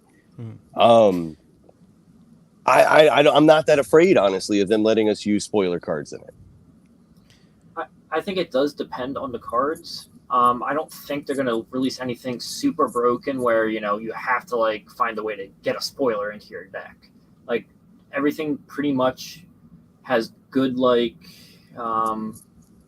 playability, and nothing's like too overpowered. Everything kind of has counters. So even if someone did get native spoilers, I'm sure you can just your general deck that you build. If it's triple Terra again, I'm sure it won't matter too much. Yeah, and as we look to what we know about the Earth Tower, right? We have the gala, the release event, and then the tower. And the competitors are invited to the gala, so they're there for the whole weekend of that. Is it going to be possible to attend the release event, get cards from that release event, and then be able to use them in your spellbook for the towers? So, theoretically, you're going to have access to a lot of native cards the night before the tower starts, or the day before the tower starts. And spellbooks are usually 24 hours before, but... So, like with this tower, you have to have your deck submitted 24 hours before start time. So it depends on what time they get it and when they are able to submit it. So the day before it might be too late because you have your deck submitted. I thought I heard from somebody that they allowed it up until midnight the night before in practice. Maybe they did, but I had it done 24 hours before. Yeah. But they could make that change too. That you could open it the day before, or if it's at the gala, even, which is 2 days. Oh God, you'd have so many people ripping booster boxes since it comes out on the 14th. Exactly. Yeah. And then like trying to just scramble for like 4 or 5 hours trying to add what they can inside the deck to see if it changes the meta or anything. Ooh, that would be crazy. And I think I saw release events were set up for the 12th or 13th for partners, so it's going to be available to people before that Tower weekend, and technically released. Fair. I don't know. It's one of those though too, and like and I feel like Sean actually would agree. It'd be very risky, in my opinion, to have a set spell book, know what you're doing, know how to play that spell book, because you have to know what you're doing when you're playing in a competition like that, and then to add in like cards from native, like yes, they might actually be super powerful, but if you don't get a chance to literally sit there and play multiple games in a row, like you might not fully know how to play that deck to its full potential. But that's where the spoilers come in. Knowing what's in native weeks before, potentially, you have access to open those booster boxes. You could plan for that, and then just trade, open up booster boxes, whatever.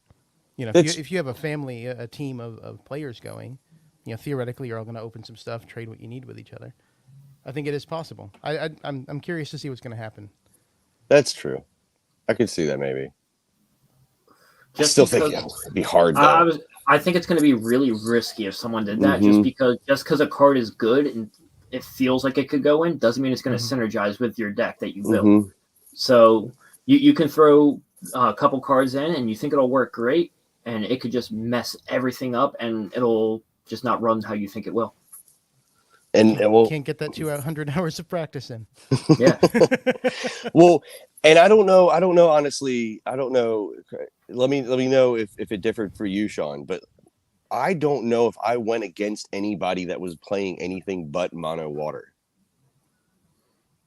Like I maybe in their side deck, like you had Wood Devils in your side deck or your archive, but I don't think I saw anybody play besides Lightning in a Bottle, a non-water page. So you didn't go up against Hornets? No. Or there was a Lady of the Lake. Nope. Spellbook there. So there was one case where I did bring out a non-water page, and it was round 7. I had to get this win, and going into game 2 and 3, I sided in 2 spellbook metamix. Oh, okay. Right. Because I was going against someone with River Mermaids, and game 1 he kept hitting me directly, so I put the spellbook metamix in, got one out within a couple turns, thankfully, and it stopped him attacking me in the face, because once he bookmarked, I would have popped the River Mermaid with the 25 damage. Okay. See, and so you only had you were just doing very specialized non-water pages, like for very specific circumstances. Yeah. Okay.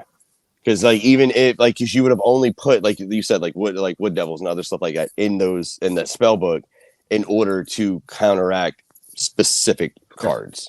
Yep. Okay. Things that I felt my normal deck wouldn't be able to win otherwise. Even though I put enough time and practice in where I was confident that on the right hand, my deck would perform well against any deck that came up against it.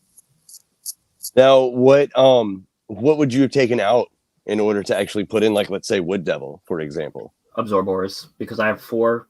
I didn't always need 4, especially if they weren't running as many crystals. That's smart. That's super smart. I had the 4 in main just in case. If I needed to take 1 or 2 out, so be it. No, that's because they're very. I mean, that's actually super smart because they're super versatile. I mean, because again, like you were talking about, I did it like once or twice too. You can use it on your own aura facts as well to actually generate that aura and to draw that card. Which was honestly, I was something I didn't realize at first. It was probably like a day or two before the actual tournament that I realized that, you could use this on your own aura fact. And like that realization was game changing because you're like, I need a 5th aura and I only have 4 on the table. Okay, cool. Well, here, I'll tap that and I'll do this and boom. All right, cool. Awesome. Now I can play what I need to play. So that's super awesome. Let me check through the chat real quick. but yeah, I mean, I can't thank you enough though. Like I said, for coming on here and actually talking with us.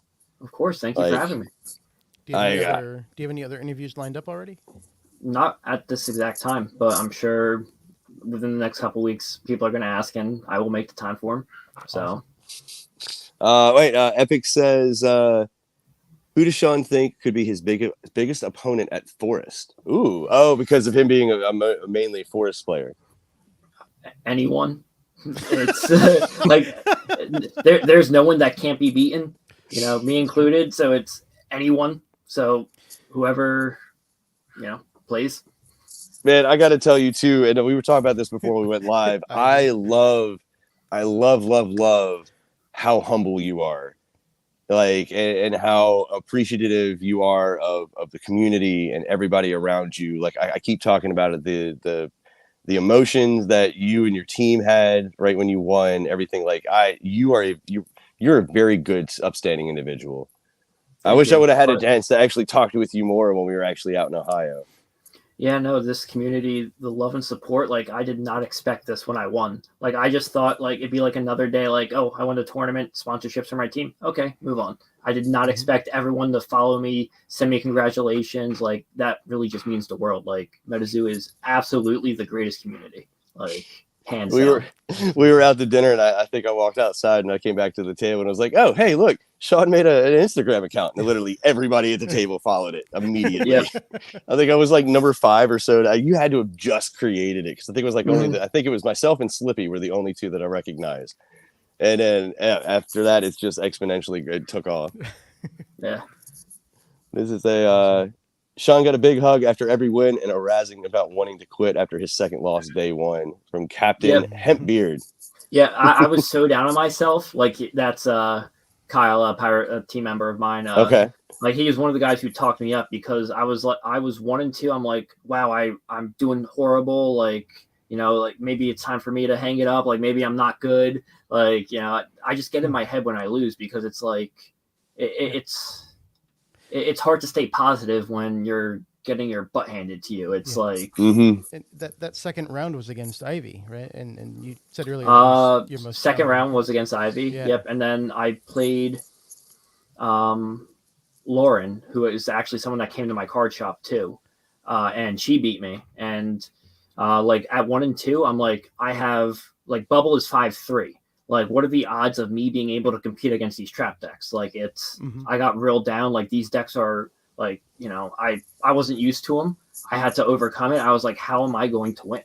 Like, it was, and then I just was like, all right, just do you. I started playing a little bit more risky, especially when it was like, what do I got to lose at this point? If I'm pretty much out, let me. Yeah, I just started playing risky, taking risky hands, and a lot of it paid off, and everything worked out. So at that point, you went on to 4 straight wins and then a draw in the 8th round. Was that draw against a teammate? No, it was against Easton. Oh, okay. All right. Shout out to Easton. Yeah. Hasbar wants to know, how much of the win do you owe to the beard? 100%. It just gave me all the power and luck in the world. I had another question, but I don't remember what it is after that now. The beard's taking it over. Oh God, that was good. Oh, that was it. So we talked about a little bit ago about traps and how, like, your focus after that point was just not to attack the trap. Was there anything else that you used in order to counteract the traps besides just not attacking them?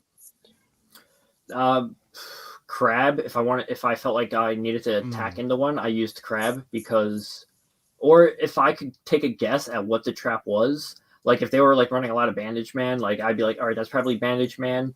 He'll probably kill my baby. Let me throw my baby in first, get the 90 damage, maybe paralyze it, but then crab to swing to kill the bookmark. So I kind of tried to use everything to my advantage. Okay. I was going to ask if you got a little, you said you were playing riskier. I was wondering if you actually got a little bit riskier, like during the second or the third game, after you kind of had an idea of what traps they were playing. So yeah, like, until, like, I started, once I was on like a 2 or 3 win streak, I was like, all right, the riskiness can come down a bit, because I was just taking hands that, like, I just wasn't mulliganing down. Like I was like, all right, I'm gonna play with 7 regardless of what it is, and so and it worked out. YOLO. So yeah, What exactly. What were your thoughts actually going into day 2? Like, what was if you remember, what was the first thing you remember when you walked in and actually saw everything being set up? I was like, all right, well, right now there's 5 rounds between me and becoming the water tower champion. I was nervous. I was like, regardless if I win or lose, I made top 32. It was a good run. So just be happy about that and just give it my all. See, I like that. I like that. That's a good mentality to have. That's awesome. He actually, hold on. What did he say? He said, essentially the team mantra at this point. Wasn't sure what actually he's talking about there. Our team, like, that's pretty much what we do. It's do the best you can. If you fall short, you got your teammates supporting you regardless. And that was actually something really cool too. One of my buddies, Slippy Napkin, he's actually here inside the chat. Shout out Nate. He was ecstatic after you won, and he could not just go. He just kept going on and on and on about how deserving you were of it because of how like such a good, gentle soul, and just like he kept telling me too about just to watch out for your beastie critters, like the fearsome critters. So he's I met him in Salem. He's a great guy. I love it. Like everything. Like again, all the support from everyone. It just meant the world. Like, do you remember the first thought in your head right after you won? My mind just went blank. Like a grenade just went off. Like. I just did it. Like it just happened. Like, and I didn't know what to do or say. I just know I was like fighting back tears at that point. Like all the hard work finally paid off. Like it was just surreal. I could tell you it looked like, when it wasn't just you two though, it was all of the lads, to be honest with you. Like all of you honestly looked like you were about to just burst out crying and just be, and that's, I keep going on about it, but the love I saw between you and your group, like especially in that moment, it was extraordinary, man. It was extraordinary. Yeah. I had no idea though, you guys had 9 people in your team. That's awesome. Yeah. Some people just unfortunately weren't able to come. And it sucks, but again, life happens, and but I was still getting congratulation messages from teammates from home. Like our Discords were going off, like they were watching my games. Like between games, I couldn't really like go onto my phone much. I would just look at my phone, like 30 messages or whatever. Like, and then I'd be like, all right, everyone saw that, all right, and then next round, another 30 messages, like so. It was, yeah. Were any of your other matches besides the top ones actually streamed on Twitch? No, only my top cut rounds from round 2 to 5 were streamed. Oh, okay. Did that make you nervous at all? Yes, really nervous because I never won a game on stream. Like, so going into round 2 against I haven't either. Yeah. So no, because. Stream games were the bane of my existence. I went when I got third in the Caster Society tournament right before Caster Cup. I was going into what was it, semifinals, and that game was streamed. I lost. Caster Cup. My only loss on day 1. I was on the stream table, and then my first loss on day 2. I was on the stream table. So it was just kind of a curse. I kept losing every time I was on the stream table. So I was like, all right, this is probably where my run ends. It's the stream table curse. But I end up winning all my games on the stream table this time. So that's awesome. Curse broken. Hey, you won multiple games actually with it being streamed. Yeah. Mm-hmm. That's awesome. And I definitely did feel the pressure on the stream tables too, especially the crowd that was watching. Every time I did something or the opponent did something, they'd have a reaction, and like I was like, oh boy, this is it. This is the big times. You could kind of tell what was going on in the match based off of the audience, like exactly. Yeah, it was. I really enjoyed that. That's how I knew, like, to get to the moment to right before you won, was like you kept hearing multiple reactions and things like that, and it was great too because it was almost like competing sides in a way, because you had the one side you were playing on, then you had the other side that other people were playing on, and you had like competing like oohs and ahs from both. And Yep. I was the last day was actually a lot of fun, even though that like a lot of us didn't actually get to play. Being able to watch the caliber of play that day, see why you all literally made it to the top 32, so like the deck builds that you all had, like that was, I got a lot of footage of that, because that to me it meant a lot, because again, you guys, again, I don't even know where I'm going with this. You guys were just playing at such a high caliber that last day, like, and you had a lot of really, really big names in the pro circuit in that top 32 cut too. A lot of great players. So oh yeah, we did some stats ahead of this, and 13 of the top 32 of that tower were in the top 32 of Casters Cup. Oh wow, I didn't realize that. More than half were in the top 64, and there were a few that didn't play in Casters Cup. But you have some huge names in there. Most of the people actually did. So a lot of skill, a lot of experience in the top 32 there. The top 4 all placed. Actually, you were the highest placement in Casters Cup at 19th. Abel at 13th, Frederick at 8th, and Easton obviously at 1st. So just it was great to see everyone play and see that level of skill in MetaZoo. And it's, in my opinion, it's actually kind of really cool to actually see some of the people who actually didn't place in the top 8 or the finalists in Casters Cup actually turning around, and the first water tower actually be able to take it down. Like that's, I like the fact that there are so many competitive, viable players actually in MetaZoo, and that now this format too is going to shake things up as well too. Besides just like the regular tournament play or the regular partner store play, like this, like I keep saying it and I mean it too, like this is a historic moment. Like we're gonna look back like 5-10 years and we're gonna be like, wow, this is where it all started. And for it all to start in a Great Wolf Lodge, who would have thought? I had to throw that. Did you get a chance to actually see any of the festival or anything like that, any of the vendors or anything before play started? A little bit. I did a walk around, but I was worried about getting my like everything done. I had a miniature heart attack during deck check-in on day 1 because I actually lost my New Year's, and my team owner had to lend me his, and I had to go back and get my deck checked. But I found my girlfriend actually found my New Year's in my car. It was under my seat, because I was getting my deck together on the way there, and like I had new sleeves on, so it must have just slipped down, and when I was organizing everything. So that would be terrifying. Yeah, so I was having a panic attack and everything right before, so I didn't go out and explore too much.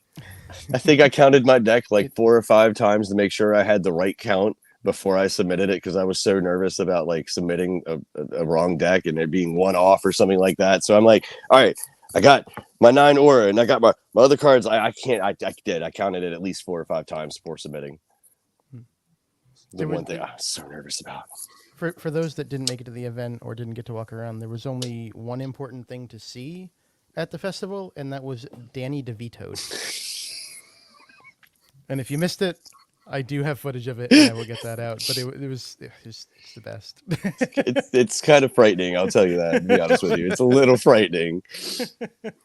But yeah, MetaZoo Dean actually he shout out to all the MZOs as well for at the tournament. Like I'm very impressed with the MZOs. They the way that they actually were handling the tables that they had, the areas that they had.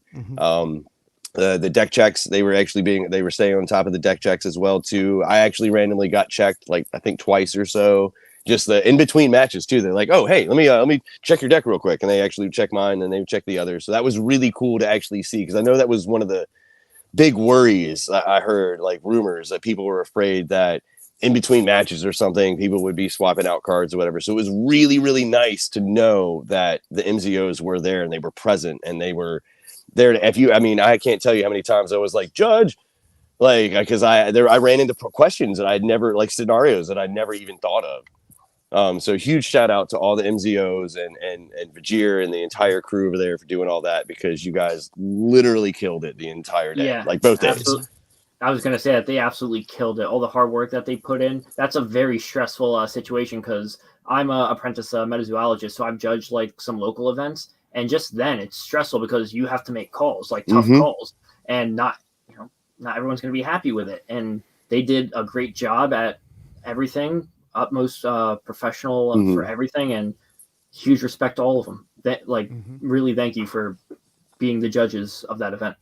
Yeah, and a lot of the judges too are really big name players as well too in the community as well. So thank you for not playing and actually being the judge, because I mean some of them wanted to do it, and I think some of them actually were just like I'll play in the next one. So that thank you, because I mean all MZOs are honestly, in my opinion, they're players at heart, and everybody wants to compete. So it's nice to be able to actually have people who will like sacrifice being able to compete in order to actually judge it. So Fizig actually has a great question. Do you think lightning in a bottle will be prominent throughout all of the towers? Depends on the format. As long as if it's triple terror bonus, and that's kind of like the way to go, then yes, because everything's going to be swinging like a freight train. But if they start doing different things, I wouldn't be surprised if they threw some wild turn like, basic aura for this Earth tower, Earth aura is tapped for 2 or something like that. Like some crazy wild format. Yeah, like I wouldn't be surprised if they did something like that. So what are some of your speculations of different formats that they can do, like 3 times terror bonus? I actually would have no idea. Again, that's like the one I would think. Maybe the basic aura for the tower taps for 2, especially speeds up the game a little bit. Yeah, especially for Earth Tower with the big beasties, it would promote trying to get those like grafting out or big. Yeah. That's such a good idea. I didn't even think about like double aura. Ooh. Yeah.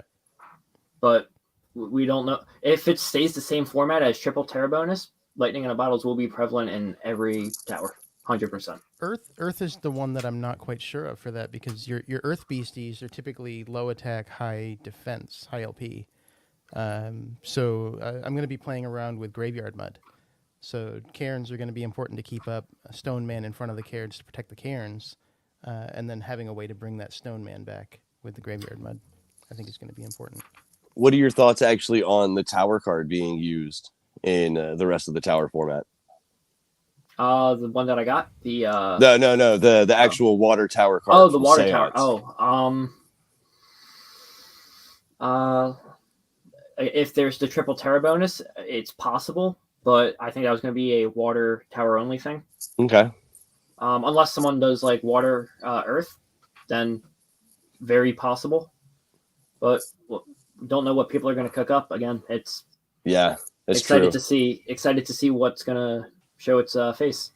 Well, I'm just interested to see if somebody could actually potentially, like, let's say they actually are running like a Prism Aura or something, and they want to side deck it, just because it is one of the few cards that you can play instantly at any time if you're at a Towers event.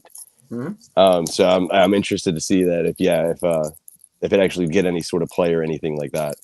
I think it could get play. I just think the consistency is going to drop if you're relying on the Prism Auras. Makes sense. That makes sense, because you're not going to ever be guaranteed to actually get that out. So both Prism Auras could be on the bottom of your deck just because of a bad cut or like unlucky cut, and then you're sitting on a dead card that's in your hand. Can't tell you how many times Flood the Earth or our River of Time ended up being like one of the last 5 cards in my my deck. I was like, great, awesome. Oh, I'm not going to get an extra turn this time. But there were also a couple times where I actually got to play River of Time like first turn, and it was ungodly brutal. Like I'll never forget the first time that actually happened to me. Like it would play it against me. Like somebody played it on my turn, and there's like they dropped 2 Mermaid Scales, like an Aura, and then River of Time, and then it was like first turn Mishi, and I'm just sitting here going like, well, that has 150 attack and it's a first striker. Let me think how I'm going to get rid of that real quick. Let's see if I get any more questions in here real quick. But yeah, man, I appreciate you taking the time to actually come and talk with us, though. Of course. I'm super excited to see what you actually come up with for Earth Tower. I'm excited to actually see more of the lads in action as well too, especially moving forward with the other towers. I'll be honest, I think the one tower I'm most excited for is Dark. Everybody Just because, is, from what I'm well, hearing. everybody Most missed people out say they're last going to go year. to Dark, yeah. Well, everybody missed out last year because like they did come to Mothman Festival, and in my opinion, the Mothman Festival was probably one of the most amazing events that I went to last year because it showed just how large, not just MetaZoo, but how large the cryptid community itself is. I mean, they had record numbers there, and if that's any indicative to how MetaZoo's what MetaZoo's future is going to be, it's unstoppable. Like literally, the sky's the limit. And so I'm so excited for the Dark Tower because we'll have the book out by that point. So we'll have more of the storyline. We'll have the storyline of Cryptid Nation by that point. Yep. The storyline starts in Point Pleasant. I actually I threw the idea last night out to Discord. And I kind of really hope that Andy picks it up. I think it'd be awesome if we actually started the Dark Tower at midnight. Like started at midnight and it's nothing but just candlelight. Like that, like you know me though. I go into big thematics. I'm the guy that did like the spooky stream for Seance with like my tarot board and stuff. But I can't wait for the Dark Tower though, just because I think it's going to be honestly the biggest tower next to Caster's Cup proper. And at that point, we'll actually be able to get all 7 of you to stand in a row, so we can actually take a picture of the first ever 7 head tower casters for the towers for this year. That's a good point. I can't wait because we'll be able to they'll be crowned, and then we'll be able to hopefully be able to get I know we'll get a picture at least of all 7 at Caster's Cup. Yep. But I'd love to actually get a picture of that right there. Or just Sean if he sweeps all of them. Oh yeah. I mean, you know, he's gonna take Forrest, so okay, I guess there'll only be 6 because there's no guarantee for anything. Like I don't know, man. Everybody keeps talking about your fearsome critters and how brutal you are with them. So I don't know. I kind of you might be taking the forest one too, and then you might have to pick between like what are you going to play, forest or water? But my critter deck isn't 60% forest, so that's a good point. That's a good point because that you're right. That is going to completely shake up everything. Yeah, I gotta build new decks for every tower, so it's. Buddy, he's like 300 Spartans with those critters. Oh my god, buddy, that's great. Oh wow, the comment above that, Captain Hempbeard. There's there's Sentry Bucks and a few other cards that are late night cards. Oh, that's right. With your idea, Andy, take my idea. Midnight. For certain rounds, let's do it. Would be huge. I'm gonna be asleep. I know, like I wouldn't be awake. Well, that way everybody can enjoy the festival, the Mothman Festival. Go take a nap and then come back and we can play some MetaZoo at midnight. Trying to record that by candlelight, I would not be a fan. I didn't think about that. That is true. That is very true. 8 rounds starting at midnight is gonna be brutal. Yeah. Hey, at least we might be able to potentially get it all done in one day, though. Please do the 8 rounds that will be finished up around like 9:30. We'll take a break until like maybe like let's say like 6, and come back and do the finals. Woo! That's a lot. That size summed it up completely. Yep. See, yeah, like Hempbeard says, so MetaZoo all night, no breaks. No breaks. All MetaZoo, day and night. Plus, we're in Point Pleasant. We got to do it. Like, come on. You got to make the Dark Tower harder. Yeah, well, it's better than the idea, though. Somebody had the idea of actually just no lights. It's just darkness. You have to play the game. I don't know what I'm playing. I guess. I hope this works. Judges will be called on like every play. Judge, what did he do? The judges actually have like night vision goggles on though, so they can see the cards. Tuffy with his Fu Manchu and the goggles. Oh my god. Oh, that's great. That's brilliant. I support it. I support it. So Andy, if you're watching, pitch black at midnight, MZOs have to have night vision goggles on. Oh god, what is this? So when are we going to talk about Endridius Cold being a 2-drop? Excuse me? Endrid Cold being a 2-drop? Yeah, when are we going to talk? Yeah, can you talk about that? I don't know. Is it going to be a 2-drop? I don't know that it in maybe war. It's a 5-drop normally, right? Yeah. Yeah. Is it getting a Cryptid Oh, so that's what he's saying. He's saying potentially. Oh, okay. That is something actually they could do too. I wonder if there is any like aura cost manipulation they could do for future towers too. Like that would be kind of brutal in my opinion. Or you could even do it like we did with casters and cryptids, where neutral auras actually count for 2 or something like that. So Captain Hempbeard cleared it up. Cryptid Nation into a Mothman into an Indrid. Oh, okay, yeah. See, I don't know, but I don't really know if Mothman's ability would be super viable in like at least the Cryptid Nation one. I don't know if it would be viable at all because you have to accurately guess the card. Well, I think that one's for the Nightfall Moth to bring so that they can get it. Yeah, the Nightfall Moth allows you to search for Indrid, I believe. You are right. Oh god, I'm dropping stuff. Oh god, I'm dropping more stuff. But that you can use Cryptid Nation on that Mothman now. As of what, the Dim Mak rugs, is it? I believe so, yeah. Ooh, okay, yeah, you're right.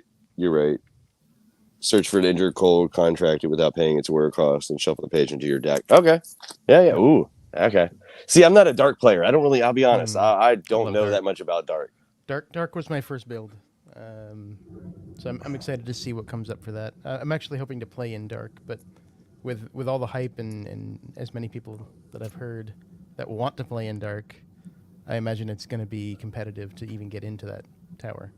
Oh, 100%. Well, the cool thing is, though, is that they did actually state that they are opening up the number of competitors for each of the towers. I don't know if they actually came up with a capped number or if it's just however many people actually sign up, but I do know that they are increasing the number, which is awesome.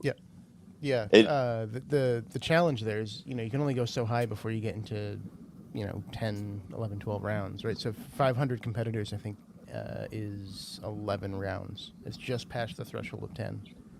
Okay. So maybe like cap it out at like 450 or something, maybe. No. I don't know.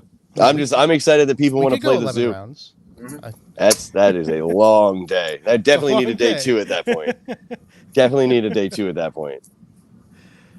Yeah, I'm not a dark player in Nostalgia. I know. I play mostly water, and I kind of want to get in. I really want to make a Griddle Grease repeat deck. Like, I don't know. There's something about that little piggy that I just really, really like. Shout out to Emilio for doing a great job with Logan this weekend. Oh, yeah. The announcers, 100%. Nostalgia's Emilio. Oh, what's up, buddy? I didn't know. My bad. I'm just, you'll quickly realize this, Sean, going from Discord names to Facebook names to real names to YouTube names to TikTok names to Instagram names. It gets very confusing sometimes. I don't know if you were in MetaZoo chat today when Andy was like, "Oh, they're gonna drag your name through the mud, CNN," because I asked who Rua was. I didn't realize it was Siobhan. Yeah, I almost messaged you, but I was like, no, I want to see where this goes. I messaged John after I'm like, I should know better than to ask in the chat next time I'm asking you. Well, and Saban, they don't talk that much too, so it makes sense that you wouldn't actually know who Rue was. It's one of those things where I actually know the person's name and not their Discord. Yeah. It's the opposite of what I normally know. But yeah, I'm gonna give it a couple more minutes to actually see if anybody else has any other questions or anything like that. Yeah, like again, I know I keep saying it. Like, thank you for coming on here and talking with us. Of course. It's been nice to kind of get a little bit of an idea of how you prepared for this, what your idea and your mentality was actually going into it. Different things that happened while it was going on. I love the story of you wanting to give up or wanting to throw in the towel and your teammates being like, no, you need to do this. You can do this, and pushing you and supporting you and holding you up. My big thing with the community is literally holding up and trying to lift up every sort of content creator, player, collector, anybody that's part of this community. I want to lift up, and like that whole idea and mentality that you and your team have, it is exactly what MetaZoo needs. It is exactly what makes MetaZoo unique, the community amazing, And I love that you're just a shining example of that. You and all of the lads. Because again, I know I keep saying it. The energy between them after he won was incredible. Like it's something. Unless you saw it, it's really hard to actually understand. Okay. Brandon Soto, what set stole your heart? What's your favorite set? That's a good question. We didn't ask that.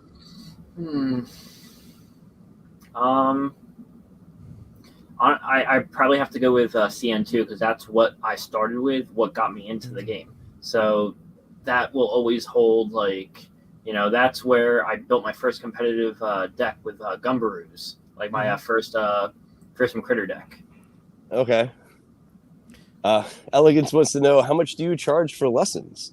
Nothing. Just come to my shop and I'll help you out however I can. Oh, man, I love you so much. Oh my God, we need 100 more of you.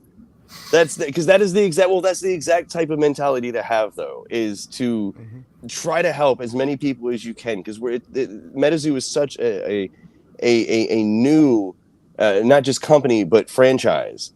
And the more people that we can get in to learn how to play, or the more people that we can explain the storyline to, or the more people that want to start collecting, like, that is what's going to grow this brand. Like, people like you who literally, what you just said, come into the shop, I'll show you how to play. That is what's going to grow this brand. That's what's going to grow this franchise. And for you to be the head tower caster for water, and to say that even holds more weight too. Like, that's just phenomenal, dude.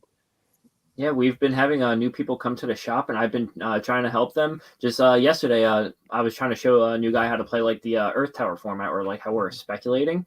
And it does put a lot of pressure on me because I don't want to steer anyone wrong.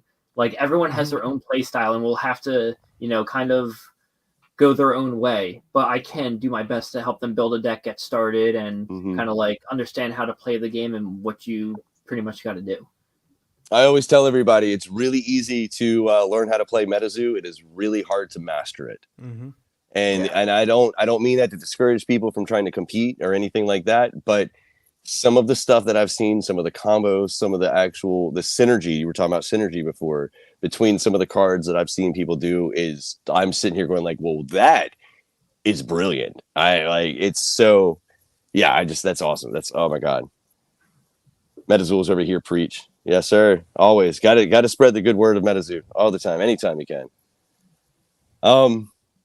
But yeah, I guess that's it. I can't think of anything else to ask you, my man. You've been amazing, like, with all of this. Like, I love being able to pick your brain to actually figure out exactly, like I said, what was going through your head in those moments. And I can't speak enough about how much I love the story of you and the lads, actually, them pushing you and being there for you and helping you and lifting you up, because that is exactly what embodies MetaZoo and the community and everything. I love it. So I don't know. Do you have anything else you'd like to add? I keep talking. I was doing my whole talking thing, so I apologize. I monologue. I should be a villain. Just reiterating that this is the greatest community, and again, me and my team are always trying to help people grow the community, like teach people, try to convince them to play, even if they're on the fence. Like, hey, just give it a shot. Like, just try it. And a lot of people like it. Sometimes it's not their thing, but it's a great community that hopefully we can all build and make it go places, big places. Oh, it's going places, man. Like, there's nothing stopping it. I keep telling people we saw the snowball being formed in 2021, 2022, and the snowball is starting to come down that mountain. And as soon as it actually hits critical mass, there's going to be nothing that can stop it. Yep. This year's going to be huge. The thing is that, like, we keep talking about looking back 5-10 years down the line at, look at the towers 5-10. Like, I can't wait to look back this time next year and see everything that's actually been going on, because, like, every time I think that MetaZoo is slowing down for whatever reason, they immediately come out with something else that immediately picks it right back up. And they're always innovating and everything. Like, that's the tower format, man. I can't wait to actually see more of the tower format. Speaking of next year, I'm really curious what your role is going to be in the water tower, and I hope they make like a giant throne and make you sit in it with a scepter and a hat. Oh my God, please. If not, I will make you a scepter. A lot of people were Slippy talking can make about the hat. a lot of people were talking about a water bottle throne of the MetaZoo water bottles from Caster Cup. You're just sitting on your throne, just throwing water bottles at people while they're playing. Have some water. If it I think that'd be great. If throw in some sort of rule where if it actually lands like upright on a table, wherever it lands on that play mat, that player loses or something. You're just walking by, flipping bottles. My God, that'd be great. Going off of that though, I am interested actually to see how next year it is going to, with you defending the tower, how that's going to work, because it's not going to be just you. It's also going to be the other 4 members, the Noble 4, I think is what I heard them called. And so it'll be you and the Noble 4 that actually are defending that tower. Yeah. So does that mean that top 32 really is top 27? Or is it going to be top 32 plus you 5? Yeah. Beat everyone and then go on against the Elite 4. Or is it going to be one of those things where it's like you have to come in first in the tournament and then they get to play you? Like I'm really interested to see how that's going to work, because I know Mike was when they first introduced them, they kind of equated it to gyms from Pokemon, and I love the idea that they have to beat you in order to take that tower from you, and it's not just you; they have to beat the Noble 4 in order to actually get the opportunity to play you. And so I love that entire concept, because that's exactly, I mean, you walk into a gym, you had 2 or 3 other trainers that you had to fight before you actually got to go to the gym leader. So why not do the same thing? And of course, you're going to surround yourself with amazing players. And so you'll have to prove that you can beat those Noble 4 in order to face you. I can't wait to actually see how that operates, especially if you have any sort of say or anything with like, I don't know. I'm excited for the future and to see how it actually is fully fleshed out. Headsphere, props to the lodge for having water all day for us to drink. That's all right. Next year they'll have it, and Sean will just start flipping it on tables. The whole giant chug. That water bottle's mine. That water bottle's mine. That jug's mine. That's my property right there. Okay, so wait. Instead of actually flipping the bottle and it landing and the caster actually being like they lose the match, it's one of those. Let's say you flip the bottle, and if it lands, they have to chug the bottle of water right there, because you're trying to do your part to keep people hydrated. Like you're trying to be a good head caster, make sure that all the people there are staying hydrated in good health. So I like that. Let's stick with that idea. I'm gonna make sure I bring you some water bottles next year that you can actually flip on tables. But we got to work on this throne idea, Ian. I like it. I want to see the throne. I don't see anyone using the strategy of chugging both you and your opponent's water. Just steal the water. I was thirsty. I mean, because it's accurate though, because if you do drink all of the water from your water bottle, you do not have liquid water anymore at all. Can you literally drink every drop of that water in the bottle though? Yes, it would be hard. Yes, but is it possible? Of course. All right, so Caster's Corner has a question, and we'll probably end it after this. My number one question is, what does playing a Water Duck in Caster's Cup entail? Do you need to stick to the 60% rule? If so, is that fair against free for all decks? Why would you take MJ's question? I don't know, because I saw it there. MJ, we don't know yet. Honestly, we don't know. I mean, we know that yes, Sean as the water headcaster, he's going to have to use water. But we don't know if it's going to be the 60% rule, or, I mean, to be honest with you too, and I know I don't want to put this thought in your head, but I'm going to, you could potentially be limited to only using water pages, maybe even. Yeah. Like that's, I mean, we don't know how that's going to operate in the future, to be completely honest. Yeah, I don't either. And I would like the sooner the better, because I could start preparing, but we'll see what happens. Yeah, no, they'll definitely tell you, so they give you time, because I mean, again, you being who you are and you being the head tower caster, like they're gonna want you to be a viable person actually in that tournament. So I feel like they're going to give you that information. They're probably maybe still trying to flesh it out, but I definitely think you're going to get that with enough time to actually build a deck that's super viable. And to be honest with you, even if you are limited to only water, I have full confidence that you're going to be able to pull some surprises out for us. Oh, I'll definitely cook some stuff up. I always come up with some ideas, so we'll see what the next couple sets bring, and I'll cook up some spice. Swifty said it's going to be a 69% rule. Nice. I had to. Swifty. I had to. I mean, Swifty.